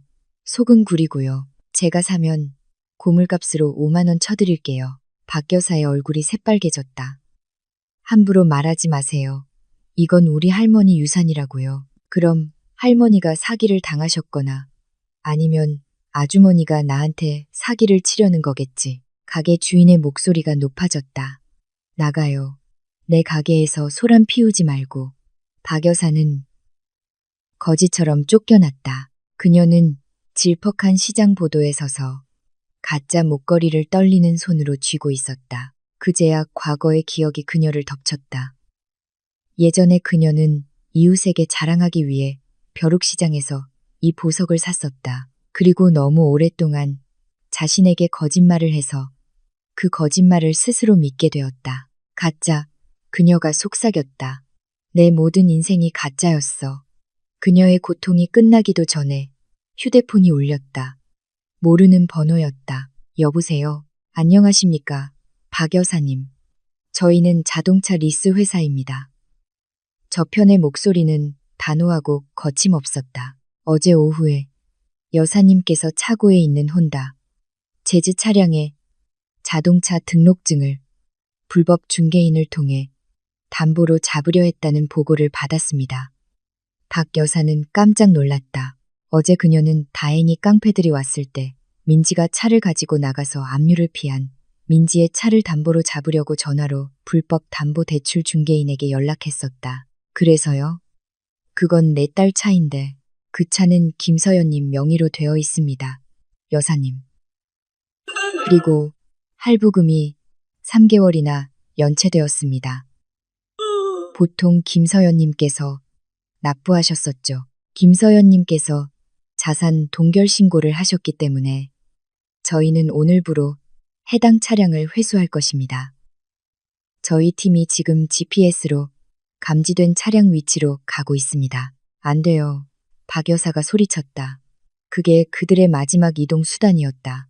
이미 늦었습니다, 여사님. 안녕히 계십시오. 전화가 끊겼다. 박 여사는 길가에 주저앉았다. 보석을 팔 계획은 실패했다. 차를 담보로 잡을 계획도 실패했다. 서연은 정말로 모든 구멍을 막아버렸다. 그녀의 며느리는 마치 다섯수 앞을 내다보는 체스 선수 같았다. 상대방이 움직이기도 전에 모든 움직임을 막아버렸다. 마감 시한 하루 전, 그 작은 종말이 일어나기 전 마지막 날, 박 여사의 집 분위기는 더 이상 긴장감이 아니라 위기 상황에 이르렀다. 오늘 아침에 결국 전기가 끊겼다. 수도도 끊겼다. 그들은 씻을 수도 선풍기를 켤 수도 없었다. 덥고 냄새나고 어두웠다. 오전 10시경 검은색 차 한 대가 대문 앞에 멈췄다. 서연의 차가 아니라 빚쟁이 장 사장의 차였다. 장 사장은 부하들을 데려오지 않고 혼자 내렸지만 그의 분위기는 훨씬 더 무서웠다. 그는 잠기지 않은 현관문을 발로 차며 마당으로 여유롭게 걸어 들어왔다. 지훈, 박 여사, 그리고 민지는 바닥에 원을 그리고 앉아 약간 굳은 식빵 한 봉지를 나눠 먹고 있었다. 지훈이 남은 잔돈으로 살 수 있었던 유일한 음식이었다. 아침 식사 맛있냐? 장 사장이 비웃으며 물었다. 세 사람은 기침을 했다. 지훈은 즉시 일어나 어머니와 동생을 보호했다. 사장님, 제발요. 사장님, 저희 아직 돈이 없어요. 지훈의 목소리가 심하게 떨렸다. 장 사장이 다가왔다. 그는 때리지 않았다. 단지 지훈의 뺨을 가볍게 툭툭 쳤다. 하지만 그 손길은 살해 위협처럼 느껴졌다. 이웃들한테 들었는데 내일 너희들 이 집에서 쫓겨난다며 땅 주인한테 장 사장이 물었다. 지훈이 뻣뻣하게 고개를 끄덕였다. 그럼 내일 너희들은 거지가 되겠네. 거지가 되면 내가 빚받기가 더 힘들어지잖아. 장 사장이 작게 웃었다. 그러니 이렇게 하자. 내가 마지막 제안을 하지. 내일 너희들 쫓겨날 때 내가 다시 트럭 가지고 올게. 너희들 몸에 붙어있는 것 중에서 남은 거 다 가져갈 거야. 시계, 결혼 반지, 신발, 팔만한 옷, 전부 다. 그러고 나면 남은 빚은 탕감해주지. 하지만 장 사장이 지훈의 귀에 얼굴을 가까이 댔다. 그 대신 기념품으로 내 새끼손가락 하나를 잘라갈 거야. 평생 기억하게 해줄게. 다시는 우리 사장님 돈 가지고 장난치지 말라고. 지훈의 눈이 휘둥그레졌다. 식은땀이 쏟아졌다. 민지는 비명을 참았다. 나 진심이야. 내일 아침 8시에 여기 올게. 마음의 준비를 하든지 아니면 9억 원을 준비하든지 알아서 선택해. 장 사장은 뒤돌아서서 신경을 마비시키는 공포를 남기고 떠났다. 장 사장이 떠난 지 5분도 채 되지 않아 또 다른 불청객이 찾아왔다. 이번에는 서연의 변호사인 박 변호사와 제복을 입은 경찰 2명이었다. 안녕하십니까. 박 변호사가 정중하지만 단호하게 인사했다. 지우는 다리에 뼈가 없는 것처럼 느껴졌다. 그는 넘어지지 않기 위해 벽에 기댔다. 저는 김서연님을 대리하여 마지막 경고를 전달하러 왔습니다. 박 변호사가 다시 서류를 건넸다. 내일 오전 9시 정각에 집행팀이 도착할 것입니다. 집이 비어있기를 바랍니다. 만약 사람이나 물건이 남아있으면 강제로 퇴거 조치할 것입니다. 경찰이 이 과정을 호위하여 소란이 없도록 할 것입니다. 박 변호사님. 박 여사가 기어서 다가가 변호사의 바짓가랑이를 잡았다. 서연이한테 전해주세요. 엄마가 용서를 빈다고. 엄마가 잘못했다고. 우리를 쫓아내지 말라고요. 저 밖에 내 아들 손가락을 자르려는 깡패들이 있어요. 박 변호사는 무표정한 얼굴로 박 여사를 쳐다봤다. 그의 눈에는 동정심이 없었다. 오직 직업적인 태도뿐이었다. 박 여사님, 이 모든 것은 여사님께서 스스로 자초하신 일의 결과입니다. 김서연님께서는 이렇게 전하라고 하셨습니다. 빚은 빚을 만든 사람이 책임져야 한다. 안전은 각자의 책임이다. 나는 시어머니와 사채업자 사이의 일에 개입하지 않겠다. 박 변호사가 박 여사의 손을 천천히 떼어냈다. 준비하세요. 내일은 심판의 날입니다. 변호사 일행이 떠난 후 집은 고요했다. 죽음과 같은 고요함이었다. 그들은 두 개의 죽음의 벽 사이에 끼어 있었다. 한쪽에는 아침 8시에 지훈의 손가락을 자르려는 깡패가, 다른 한쪽에는 아침 9시에 그들을 끌어내려는 경찰이 있었다. 그리고 그 중간에는 9억 원의 빚과 피할 곳 없는 현실이 있었다. 우린 끝났어. 지훈이 속삭였다. 그는 더러운 천장을 바라보며 바닥에 주저앉았다. 바로 그 순간 박 여사, 민지, 그리고 지훈의 자존심은 완전히 먼지가 되어 부서졌다. 더 이상 오만함도 체면도 없었다. 오직 순수한 두려움과 뒤늦은 후회만이 남아있었다. 그들은 이 지옥에서 자신들을 구해줄 수 있는 유일한 사람이 그들이 버린 여자 서연뿐이라는 것을 깨달았다. 그리고 내일 그들은 인생에서 가장 수치스러운 일을 해야만 했다. 그들이 한때 멸시했던 여자 앞에서, 대중 앞에서 자비를 구하는 것. 그날 아침 햇살은 눈부시게 빛났지만 청담동 5번지 집의 거주자들에게는 그 빛이 뼛속까지 파고드는 차가움으로 느껴졌다. 바늘이 멈춘 거실의 벽시계는 마치 그들을 비웃는 듯했다. 지우는 시간을 알기 위해 시계가 필요 없었다. 자신의 심장 박동 자체가 고통스러운 카운트다운이었다. 오전 7시 55분 지훈, 박 여사, 그리고 민지는 현관 앞 테라스에 서로 바싹 붙어 앉아 있었다. 그들은 남은 옷 중에서 가장 좋은 옷을 입고 있었다. 멋을 부리기 위해서가 아니라 다시는 그 집에 들어가지 못할 수도 있다는 것을 알았기 때문이었다. 그들의 얼굴은 창백했고 잠을 설쳐 눈은 재팼으며 탈수로 입술은 바짝 말라 갈라져 있었다. 오빠, 나 무서워.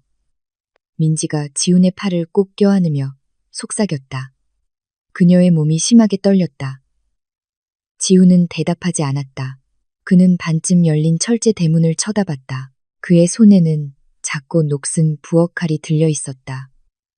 깡패들과 싸우기 위해서가 아니라 단지 방어 수단을 가지고 있다는 아주 미미한 위안을 얻기 위한 처절한 몸부림이었다. 하지만 그는 장 사장 앞에서는 그 칼이 아무 소용없다는 것을 알았다. 기도해. 엄마.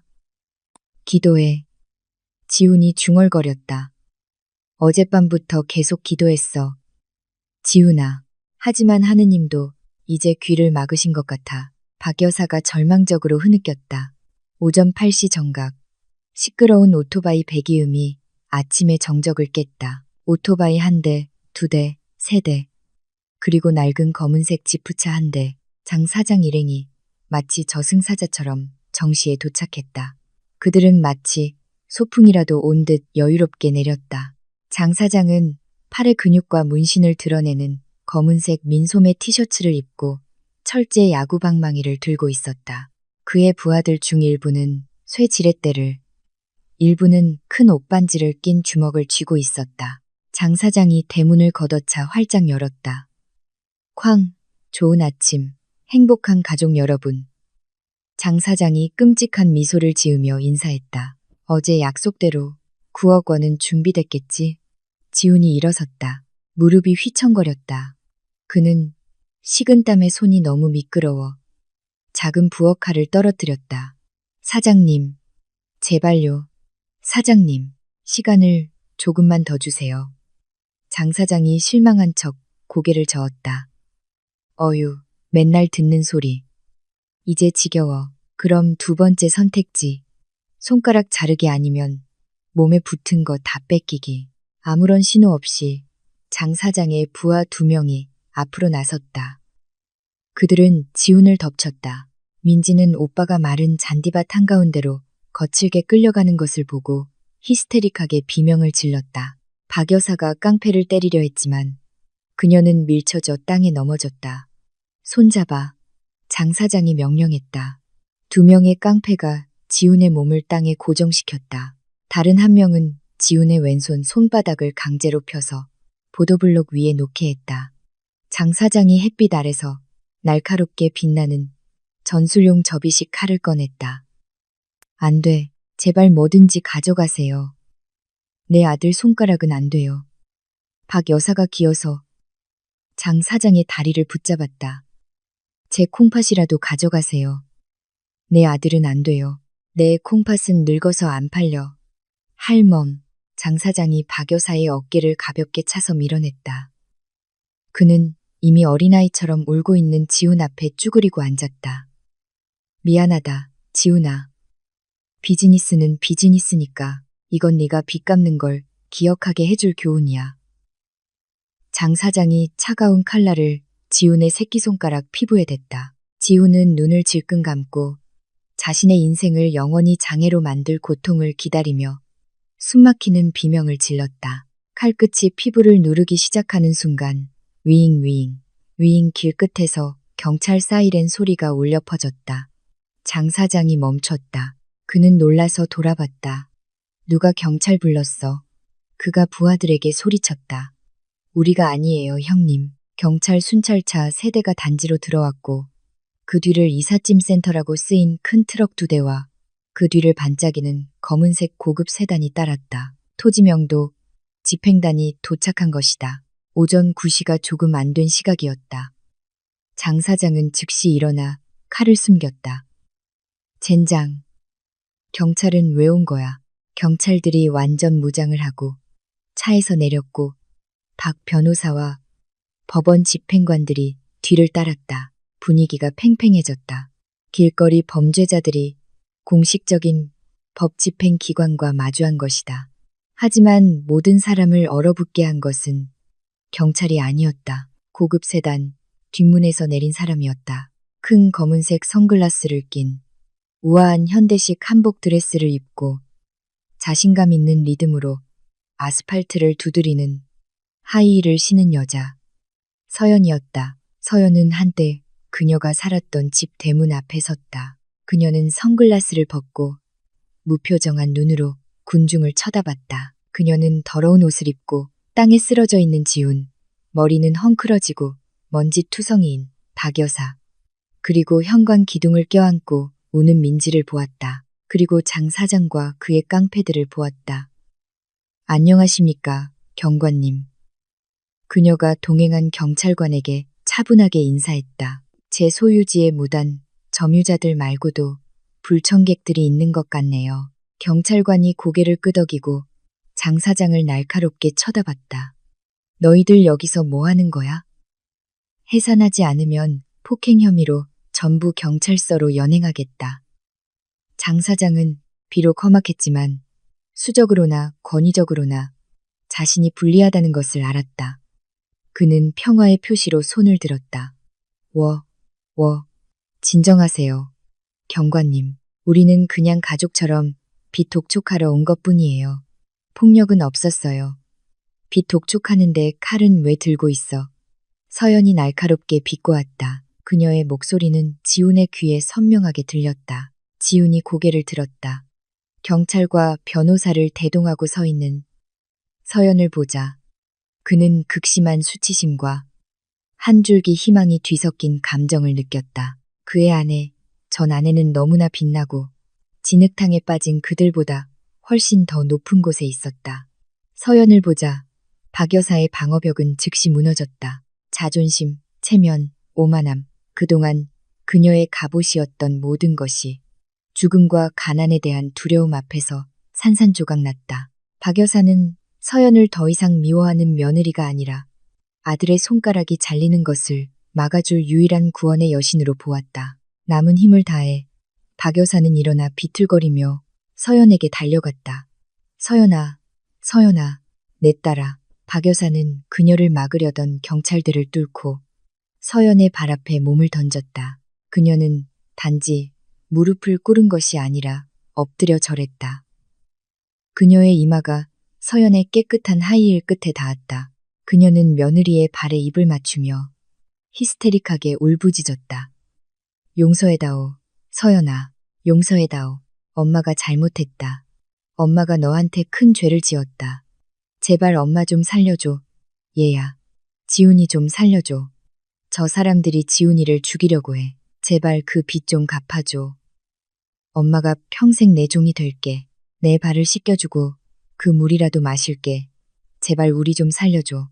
그 광경은 너무나 비참하고 충격적이었다. 멀리서 구경하던 이웃들은 믿을 수 없다는 듯 입을 막았다. 거만했던 단지의 사교계 여왕 박 여사가 이제 뜨거운 아스팔트 바닥에서 며느리의 발에 입을 맞추고 있었다. 어머니가 그렇게 엎드려 비는 것을 본 지우는 마음이 칼로 베이는 듯했다. 그는 기어서 다가가 어머니 옆에 함께 무릎을 꿇었다.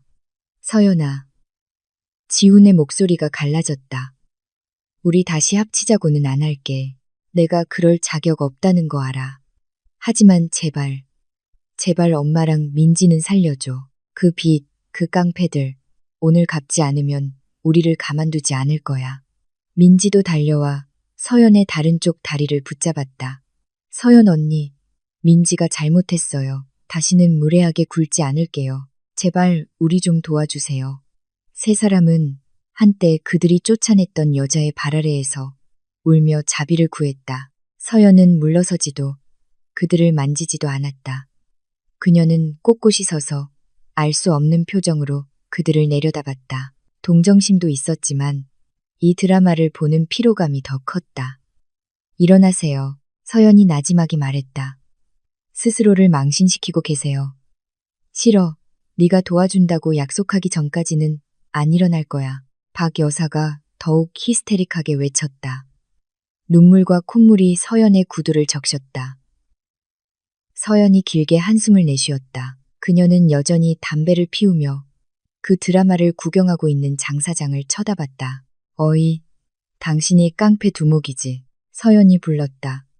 장 사장이 자신을 가리켰다. 저요? 왜요? 사모님. 이 사람들 남은 빚이 총 얼마지? 서연이 차갑게 물었다. 원금이랑 이자 합쳐서 딱 9억 8천만 원 남았어요. 지금 갚으면 8억 5천만 원으로 깎아줄게요. 빨리 끝내고 싶어서요. 나도 경찰이랑 엮이는 건 싫거든요. 장 사장이 대답했다. 박 여사가 고개를 들었다. 그녀의 눈이 희망으로 빛났다. 서연아, 내가 갚아줄 거니? 세상에, 내 마음이 정말 천사 같구나. 얘야, 서연이 시어머니를 날카롭게 쳐다보자 박 여사는 입을 다물었다. 오해하지 마세요, 박 여사님.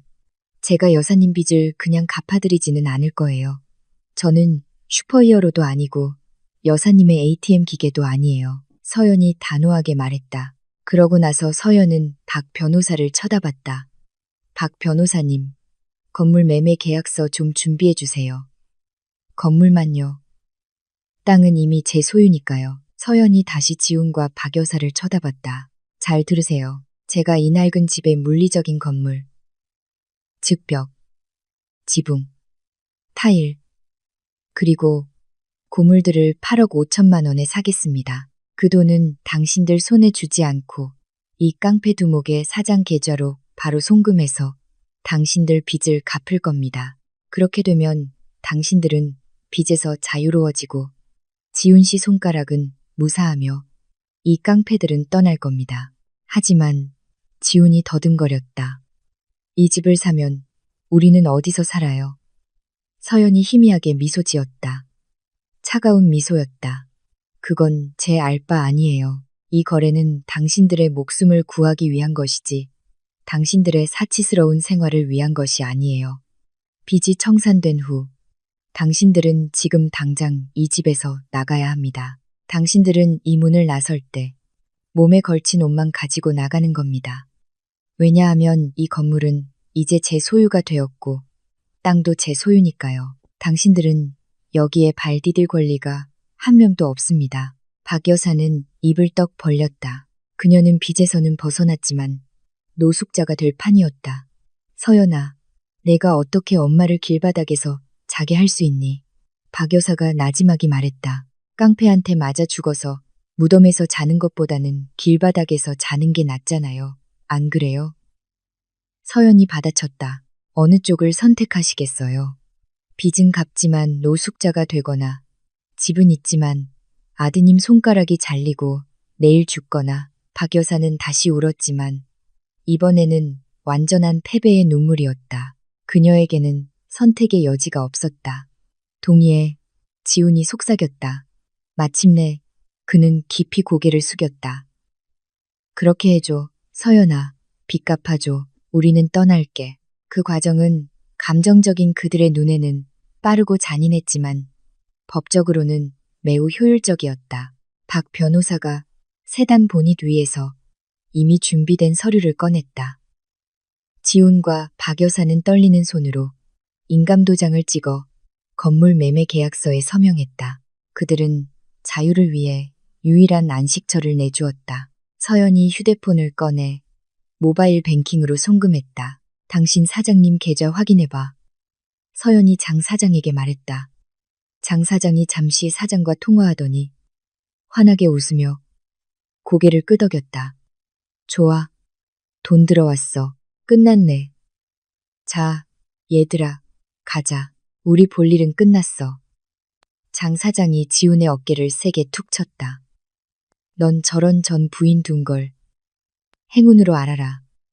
아니었으면 넌 지금 손가락 병신 됐을 거야. 다시는 빚지지 마라, 임마.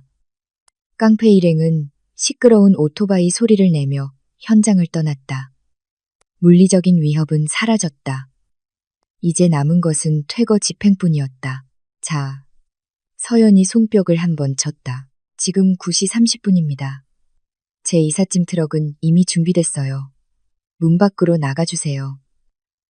제 팀이 안에 남은 물건들을 쓰레기장으로 옮기기 시작할 겁니다.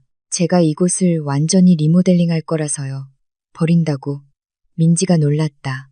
언니, 내 옷이랑 대학교 책들은 지금 당장 내 손에 들고 갈 수 있는 것만 가져가. 5분 주겠어. 서연이 단호하게 말했다. 민지와 박 여사는 텅 빈 집 안으로 달려들어갔다. 그들은 쓰레기 봉투를 가져와 바닥에 흩어져 있는 옷들을 되는 대로 집어넣었다.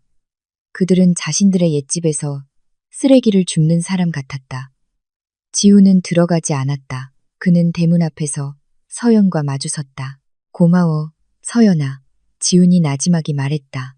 그는 서연의 눈을 쳐다볼 용기가 없었다. 고마워할 필요 없어. 내 아버지 유산인 땅이 당신들 피로 더러워지는 걸 원치 않았을 뿐이야.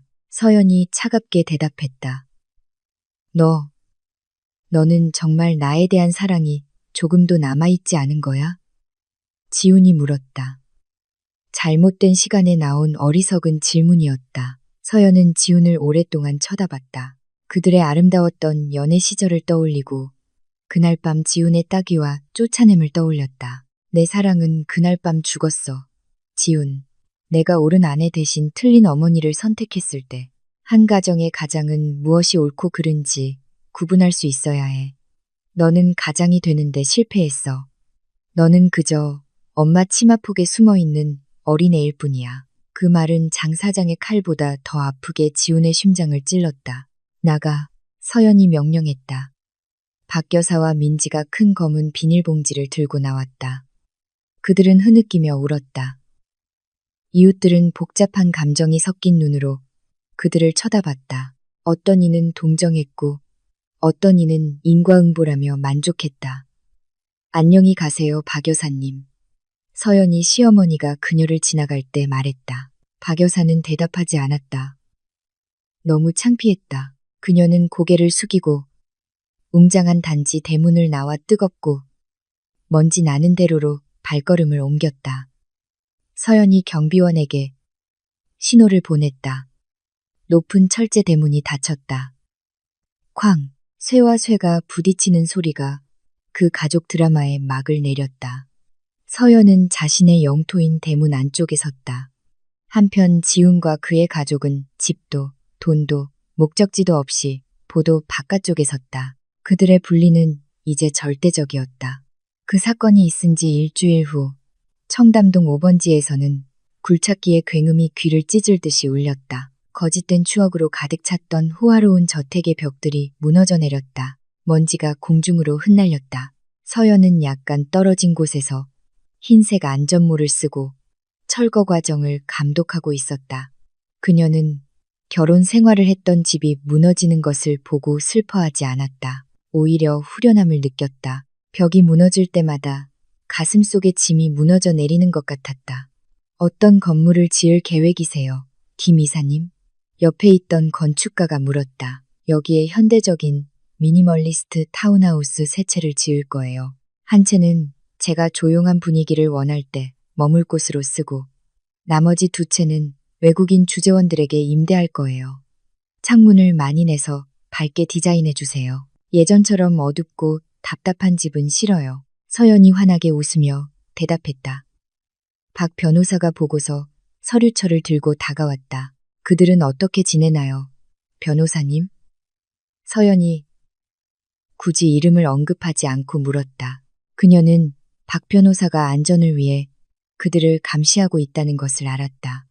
그들은 강변 근처 외곽 지역의 작은 단칸방에서 계약하고 살고 있습니다. 세 사람이 살기에는 매우 좁습니다. 박 변호사가 보고했다. 지훈 씨는 이번 일로 회사에서 해고되어 빌린 오토바이로 배달 일을 하며 닥치는 대로 일하고 있습니다. 민지 양은 학비가 없어 휴학했습니다. 그리고 박 여사님은 박 변호사가 잠시 말을 멈추고 씁쓸하게 미소 지었다. 박 여사님은 그들의 계약한 집 앞에서 튀김을 팔고 있지만 여전히 잘난 척하고 남을 좌지우지하려는 버릇 때문에 새 이웃들과 자주 다툰다고 합니다. 서연이 고개를 끄덕였다. 그들의 고통을 듣고 통쾌함을 느끼지는 않았다. 단지 정의가 실현되었다는 느낌뿐이었다. 그냥 놔두세요, 변호사님. 그게 그들에게는 인생 학교겠죠. 그렇게라도 돈과 사람을 소중히 여기는 법을 배울지도 모르니까요. 서연이 말했다. 중요한 건 그들이 더 이상 제 인생을 방해하지 않는다는 거예요. 감히 그럴 수 없을 겁니다. 그들은 이제 당신을 너무나 두려워하고 부끄러워하니까요. 박 변호사가 말했다. 서연은 주침실을 무너뜨리고 있는 굴착기를 다시 쳐다봤다. 예전에 그녀가 몰래 자주 울던 방이었다. 이제 그 방은 평평한 땅이 되었다. 햇빛이 빈 땅을 직접 비췄다. 땅이 비옥하네요. 서연이 중얼거렸다. 새로운 희망을 심기에 좋겠어요. 1년 후, 그날 오후 서울의 하늘은 황금빛 주황색으로 물들어 있었다. 새로 완공된 청담 레지던스 타운하우스 2층 발코니에서 서연은 제스민 차를 즐기고 있었다. 그 집은 현대적이고 깨끗하며 푸른 식물로 가득 차 있어 매우 아름다웠다. 서연의 부동산 사업은 급성장했다. 그녀는 아버지의 유산을 관리하는 데 그치지 않고 몇 배로 불렸다. 그녀의 이름은 존경받는 냉철한 여성 사업가로 알려지기 시작했다. 그녀는 아직 재혼하지 않았다. 자유와 독립을 즐기고 있었다. 여행을 자주 다니고 사회 활동을 하며 가장 중요한 것은 자기 자신이 되어 행복했다는 것이다. 그녀의 휴대폰이 진동했다. 저장되지 않았지만 그녀가 아는 번호로부터 메시지가 왔다. 서연아, 생일 축하해. 항상 행복하길 바라. 비즈니스 잡지에서 네가 크게 성공한 거 봤어. 나도 기뻐. 미안해. 내가 해줄 수 있는 건 기도뿐이네. 나는 지금 정비소에서 일하고 있어. 먹고 살만은 해. 엄마가 가벼운 뇌졸중으로 쓰러지셔서 민지가 집에서 돌보고 있어. 우리 모두 네가 해준 음식이 그리워. 다시 한번 축하해. 서연은 무표정하게 그 메시지를 읽었다. 심장이 뛰지도 눈물이 나지도 않았다. 단지 낡은 일기예보를 읽는 것 같았다. 지우는 여전히 과거에 갇혀 서연의 음식과 잃어버린 안락함을 그리워하고 있었다. 한편 서연은 이미 멀리 앞으로 달려가고 있었다. 서연은 그 메시지에 답장하지 않았다. 그녀는 메시지를 삭제하고 그 번호를 영원히 차단했다. 그녀는 1년 전 그 빚을 갚아줌으로써 그들에게 두 번째 삶의 기회를 주었다. 그것이 마지막 작별 선물이었다. 더 이상 연락할 필요는 없었다. 서연은 찻잔을 내려놓고 일어서서 오후의 바람을 맞으며 팔을 뻗었다.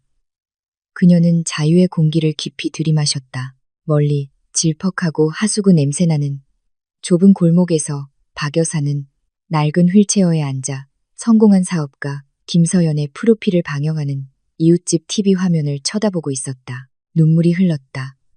회개의 눈물이 아니라 자갈 한 줌을 위해 다이아몬드를 버린 것에 대한 후회의 눈물이었다. 지우는 더러운 기름때 묻은 옷을 입고 기운 없이 고개를 숙인 채 아무에게도 인사하지 않고 어두운 단칸방으로 들어갔다. 이제는 하늘과 땅 차이로 달라진 두 세계. 서연은 미소 지으며 환하게 밝은 자신의 집으로 돌아섰다. 인생은 계속되고 서연에게 진정한 인생은 이제 막 시작되었다.